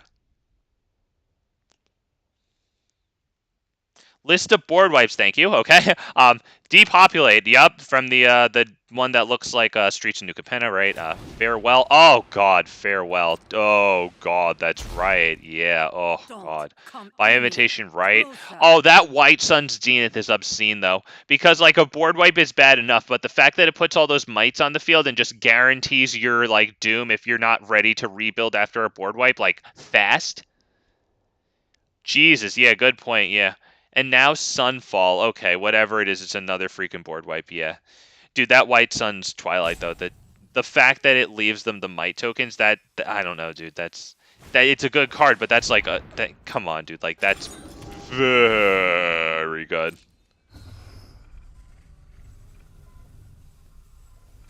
Sure, they have to pay for it, but treasure tokens are a thing, you know.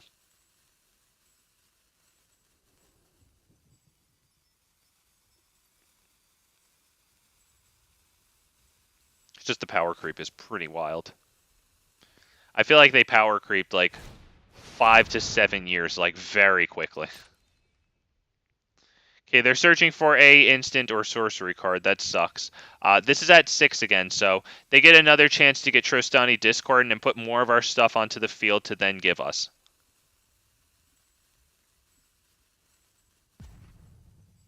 Come on. Tasha my Trostani Discord, maybe. Come on. Okay, they have River's Rebuke, but honestly, we do have a lot of lands, and we don't have anything really super important going on the field right now. And we would get all of our creatures back, right? Oh no, target player controls, not target player owns. Okay. Basriket is pretty good. It puts a +1/+1 counter on stuff, so I could attack in at their Planeswalker, but I want them to use it. So we are going to drop Basriket, since we can resolve it.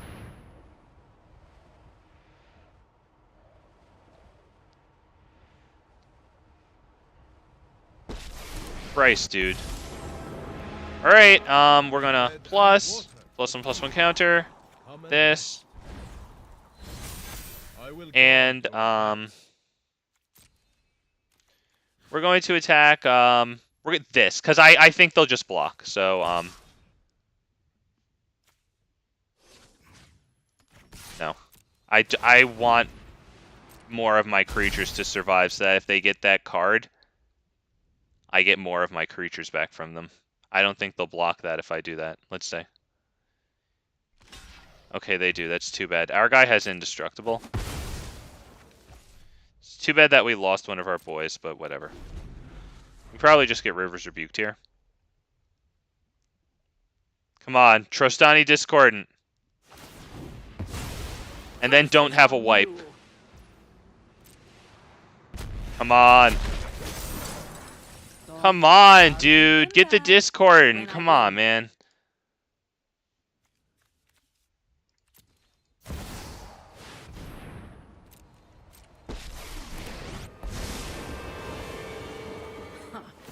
I thought we did too many witch hunters just to That's lose fine, to dude. you. I need you to get my Discord. Come on, man. I imagine if they just got an army of all of our stuff and then we took it all back from them and then swung in and won. I want that so bad. Pretty please. Pretty please. Come on. Give me my stuff. Let's do this one, I guess, that we can attack with more stuff. Yeah, no, I should have done that on the lifelinker. That was stupid. Alright, whatever. We'll flash this back.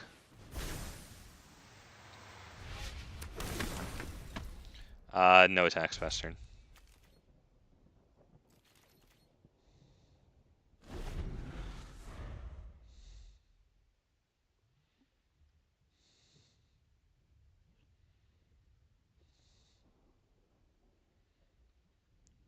Rivers Rebuke is pretty good for them. They don't have too much to attack with. Since they've been holding a Rivers Rebuke for a couple of turns, maybe they want to have lethal damage before they use it. Just plus your Tasha, dude. I don't have anything in the grave for you to get, right? I mean, I have this? You don't want that. It's not good enough. Nice! Yes! Come on, 6. That was a lot of mana, so you can't do... Maybe you can't do a board wipe after? Never mind. You have 6 mana now that I'm looking at. I bet you think you're so heroic. Alright. Come on. Yes! I'm not mousing over it. I hope he might not realize. He might not realize.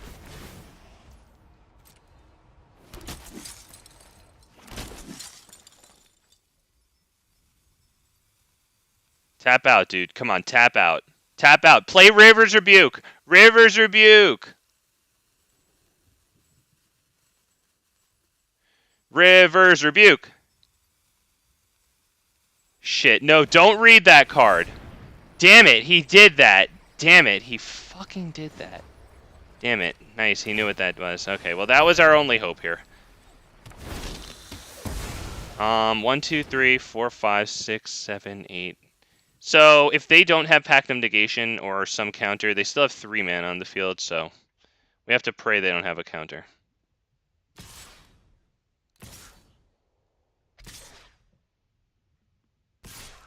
Fine.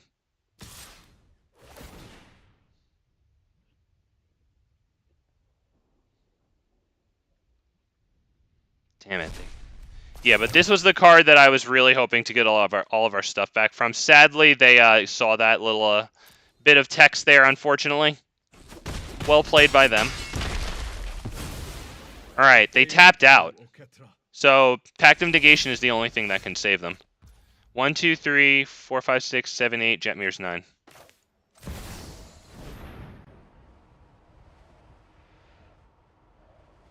Don't fucking have it. You actually... God damn it.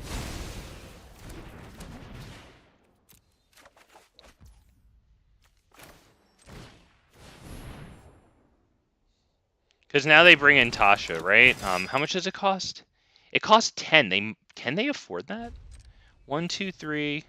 Yeah, they can afford... Damn it. They can afford that. I don't see why they wouldn't do that because... Oh, right. They have to pay. Oh, shit. Okay. Well, a counter would be easy enough. Rivers Rebuke is good. Yeah, I think we're probably done, unfortunately. Can we survive 2 turns? Either way, they get Tasha next turn, right? So I don't think we really can survive.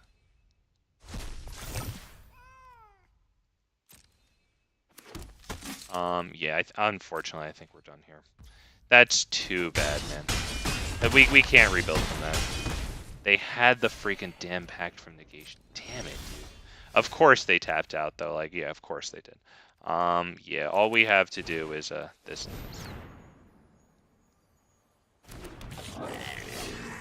Because right now they just bring in Tasha, plus it, and then I'm basically locked to doing nothing. And yeah, so let's just, yeah, oh, man, that's too bad. Yeah, Tasha's extremely good against us. So honestly, we did pretty damn well there. I mean, our creatures really aren't very good for them to get on the field, you know? Like, look at how many emblems they got off, and, like, we're still here, you know? Through 3 of them. Oh, man, damn it, man, I would have loved if they didn't read the Troustani Discordant, if they passed the turn. Damn it, man.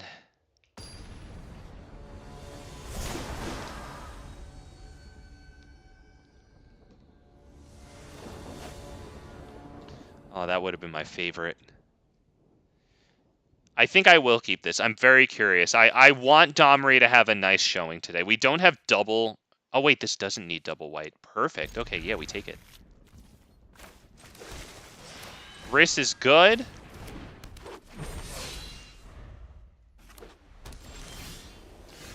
Wow, what a top deck. What a freaking... That is a god tier top deck.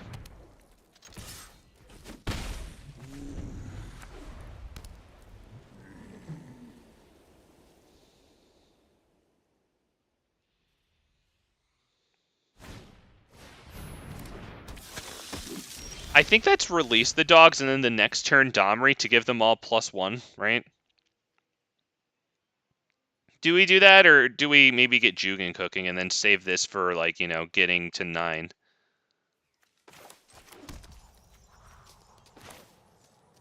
Yeah, let's get Jugan cooking. We could go Domri, but it's pretty easy for this to get +2/+0 indestructible. It would be a big problem to Domri. There's a good thing to fight. It's got first strike.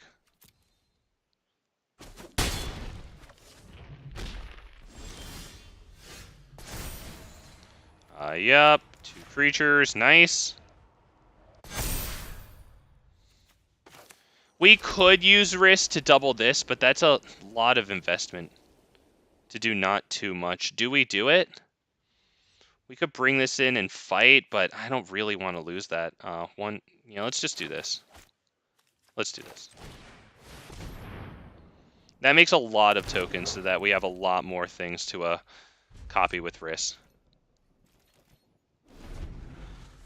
It begs them for a board wipe.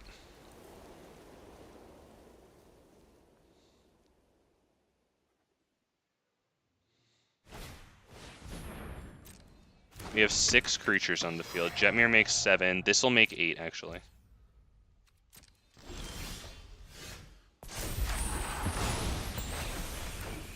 One, 2, 3, 4, 5, 6, 7.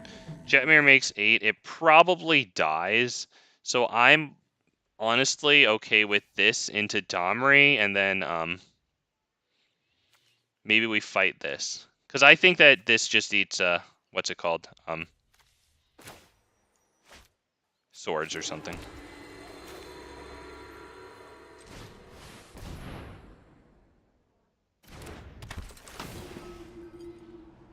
Decline.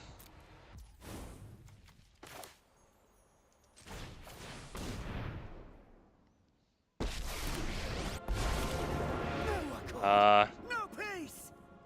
Let's go ahead and fight.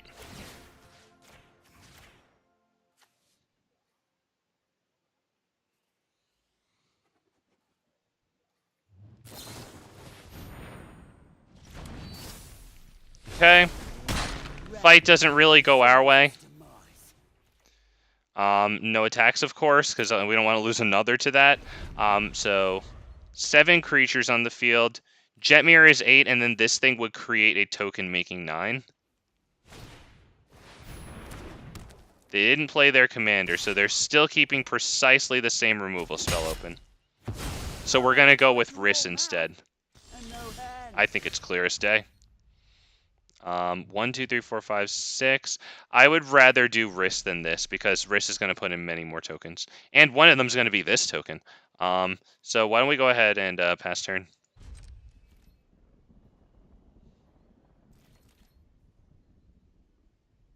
You want to sit here and play games like that? That's fine. I know what you're doing.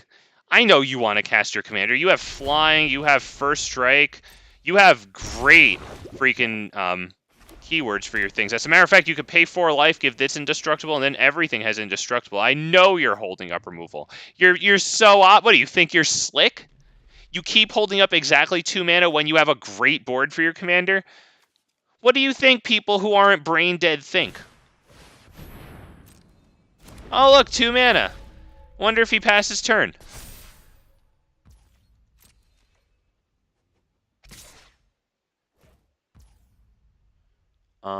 Okay, let's go ahead and just do this at this point.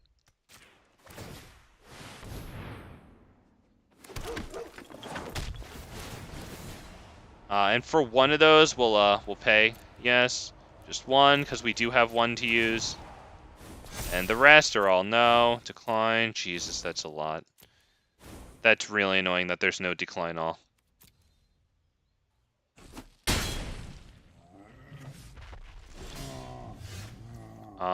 Okay. That'll be commander attacks next turn. For now, do we attack with all the little ones, I think? Right, because they can only block 2 of them, and then we can make a lot more.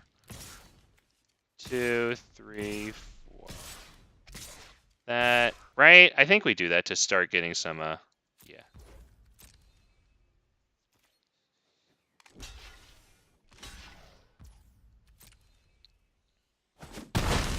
Honestly, I should have done Riss right there, actually, so that way we would copy even more. Yeah, I should have done that. Okay, that was my bad. Yeah, because we can still do 1, 2, 3, 4, 5, 6, 7, 8. Yeah, we can still do Skrelv's Hive. We still have enough for Riss's big ability here. We can drop this tapped. Yeah, I screwed that one up. Damn it, I should have done that before combat. That was bad.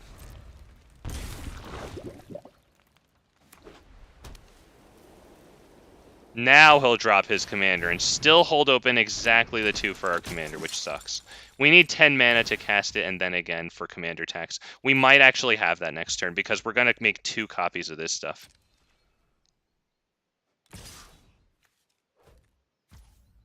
You're such a bitch. You are... Oh god, you're the biggest bitch. Yep, so now we actually have the 10 mana to cast Jetmir and then recast it. I know they're just going to sit there and... yes. Damn it, I actually have to decline each one. I thought maybe I could pass the turn there. We're almost done. We got this. Thank God we were doubling these. Thank God. All right, you're really smart. You're gonna destroy my commander when it enters, right? With your 2 mana kill spell. Because you're really smart. You're gonna do that, right? You're really smart. You're really smart, dude. You're so smart. Do it. Do it. You're so smart. Do we have 10 mana?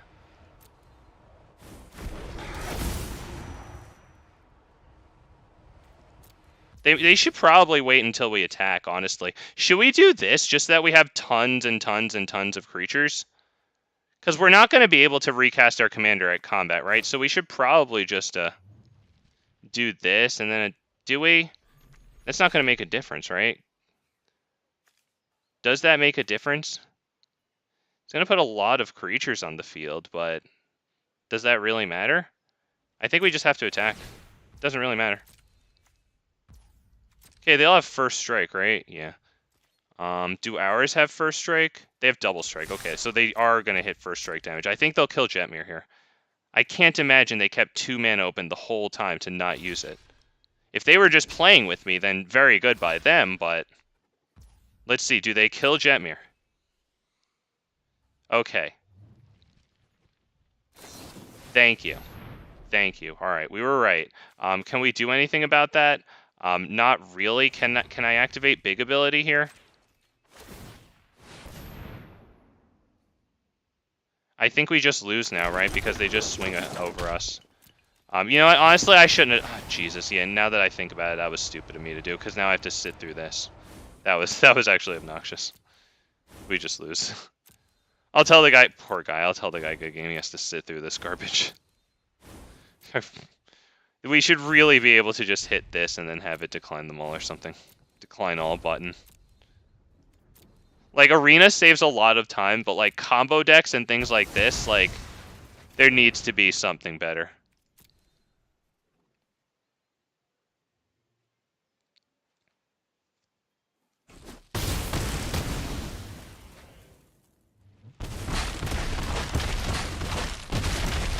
Yep, none of that's lifelinking, so good game to them.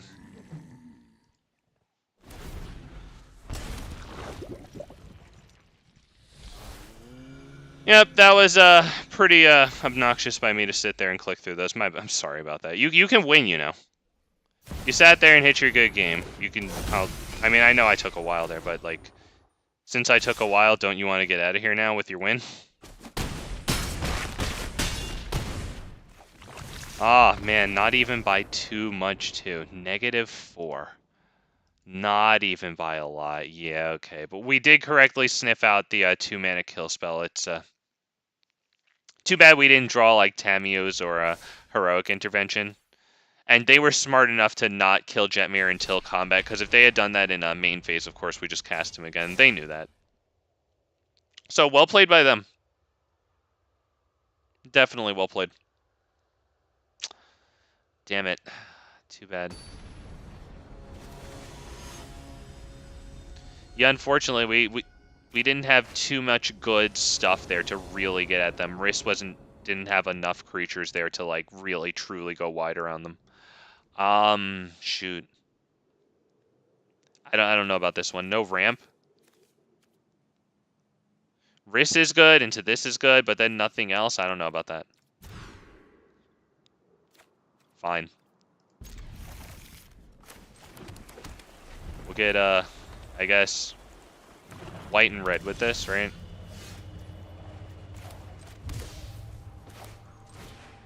Now green and red.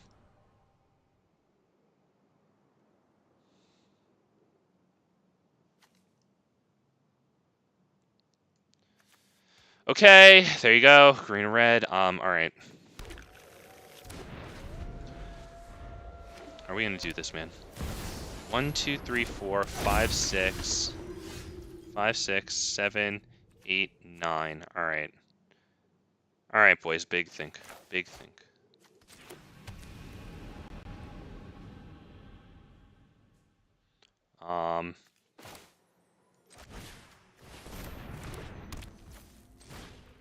The big think was this turn, and then Song of Free Release.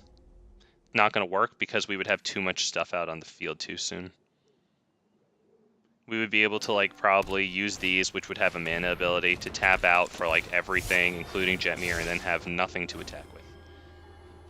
Choose cards to reveal to this asswipe. Oh, that sucks. Probably have to get rid of this, honestly. Yes. Oh, 2? Alright, fine, then that. I want the, release the dogs.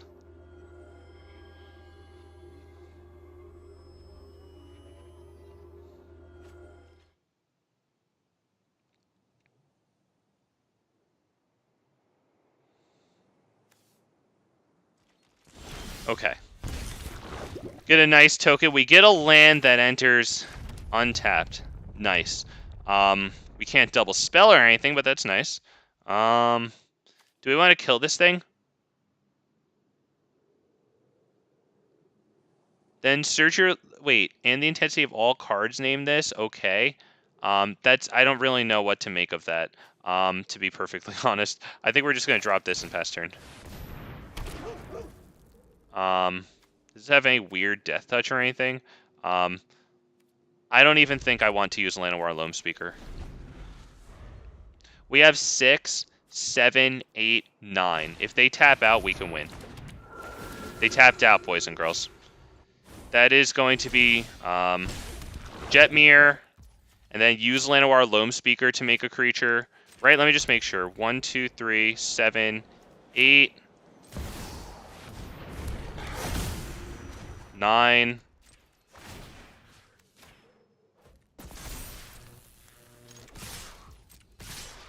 Oh, how much do I have to pay? Pay 12? Oh, wow, okay. Hang on, cancel attackers. 1. Okay, oh, sorry. This one, I guess, right? Because, yeah, I guess that's the most. Jesus. Nice, okay, yeah, I didn't read that one. Until your next turn, creatures can't attack you unless I pay 2 for each one attacking me. Well, they better not have a board wipe here. Jesus, damn it. Alright, well. Hopefully they have to tap a lot to deal with Jetmir, because we can still pay for commander tax, so.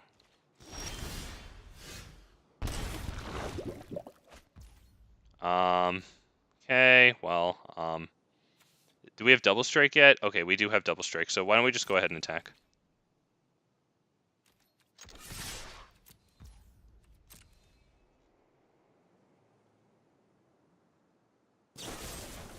Right, that gets destroyed. We still have Charge of the Mites, so we can deal some decent damage. Let me take a look around here.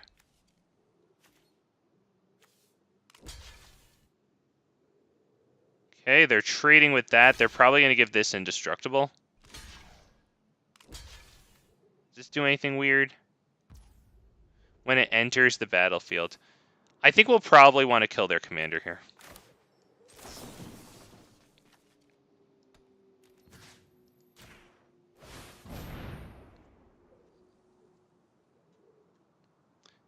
This thing gets indestructible. So, we lose the Loamspeaker. That does suck because it also makes another creature. At least they had to discard for that, though, so it's kind of like going 1 for 1. I think we will drop the last card in our hand. Because this does cost 1 life per token. This will make us that life back.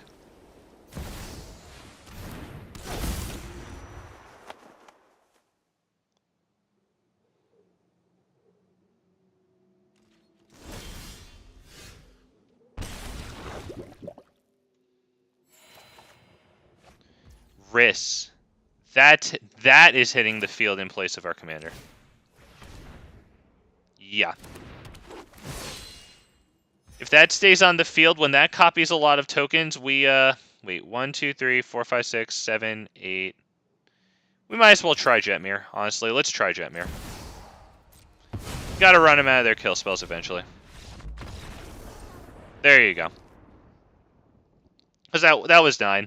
But yeah, even if that died, the risk backup play there of just making a lot of tokens and then gaining a lot of life with Prosperous Innkeeper, like, that was going to keep us afloat for a very long time. As a matter of fact, we might get, like, silly levels of life fast. That would, at that point, I wouldn't want to play Jugan Defends the Temple because I'm not going to sit there and decline every single trigger of the thing it transforms into. Not again.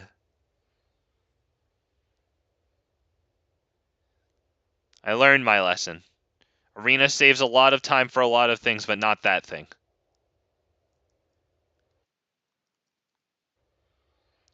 Okay, beautiful. I see that I've been streaming for a while now, so I'm probably going to end it after this one.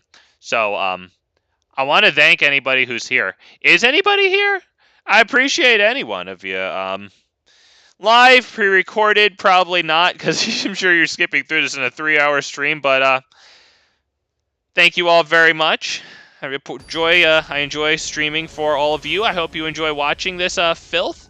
If you do, kindly leave a like on the stream because it helps it get out to, more people. It helps the channel grow. I really appreciate that. It really makes, like, all the difference. It's wild. Like, you can get views, you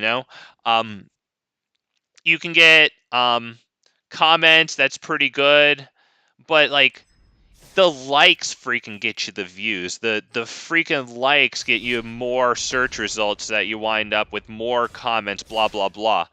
It like, that's why all the YouTubers are always freaking asking you for likes, man.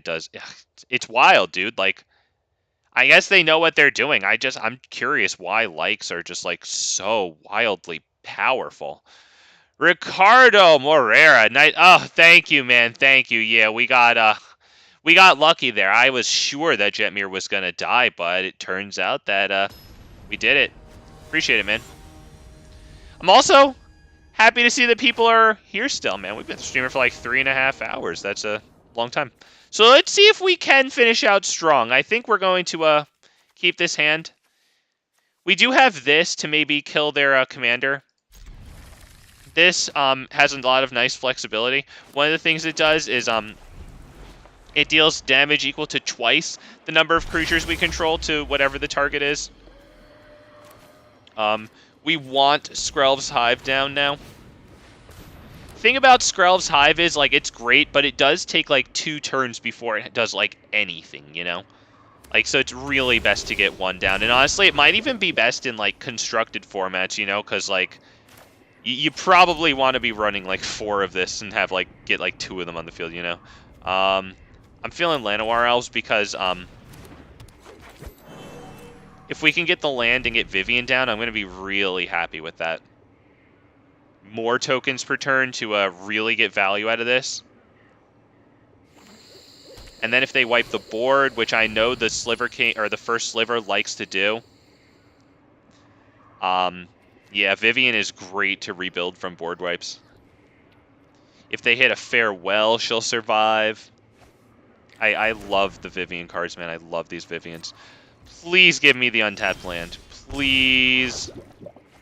Honestly. Okay. All right. Hey. Right? Nice. Yeah, damn. I'm I'm reduced to pretty much stuttering and stammering. I'll take it. I still want my land though. Pretty please.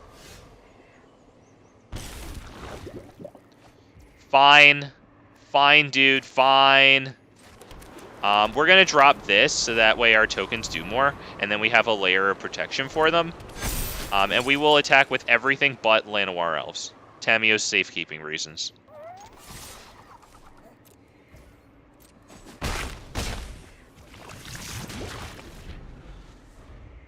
If we need to, if we get the board wipe, I sacrifice King Darien, give the tokens hexproof indestructible. I give Llanowar Elves itself Tamio's safekeeping.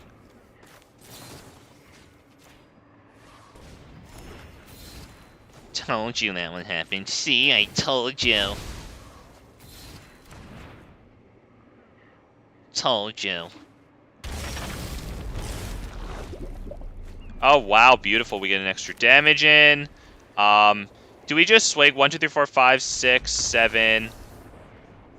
I mean, should we have just swung there and gotten big damage in? Let's see. If they were each 3, then that would be 15 damage, which wasn't lethal. So I guess I would have just put in Vivian, because double tokens out of Vivian is actually super good.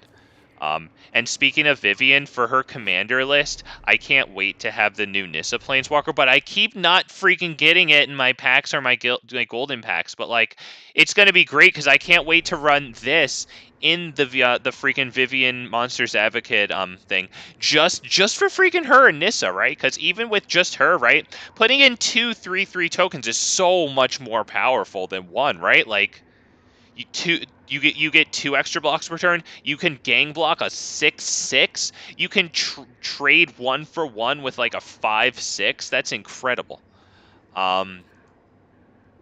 But yeah, we're gonna end the stream there. So thank you all for stopping by. Quick preview if anybody hasn't seen it before. But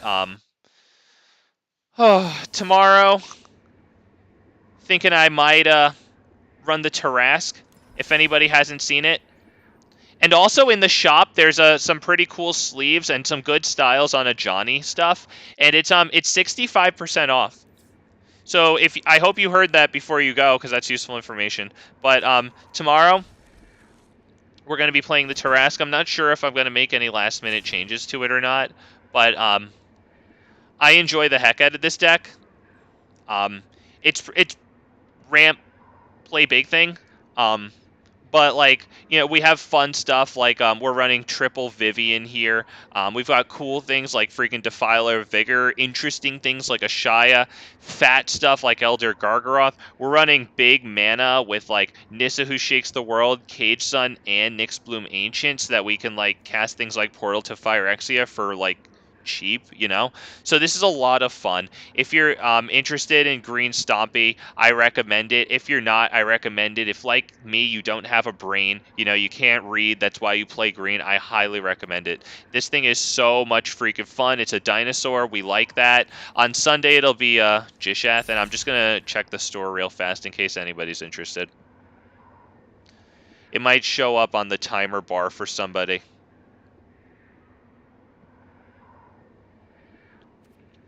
Yeah, today's actually a good day in the shop. It looks like Mr. Krabs didn't get into his job at Wizards of the Coast discount sector here, so somebody actually managed to give us 65% off, which is pretty good, right? Like, these are good cards, and a lot of them see some pretty decent play. Not to mention, the sleeve is really cool. If you're interested in that kind of like comic booky style from my lack of knowledge with comic books. All right, but thank you all for joining me. Thanks for stopping by. Take care of yourselves. Take care of each other. Please like my stream. Oh, boy. Bye-bye now, everybody. Wow. All right.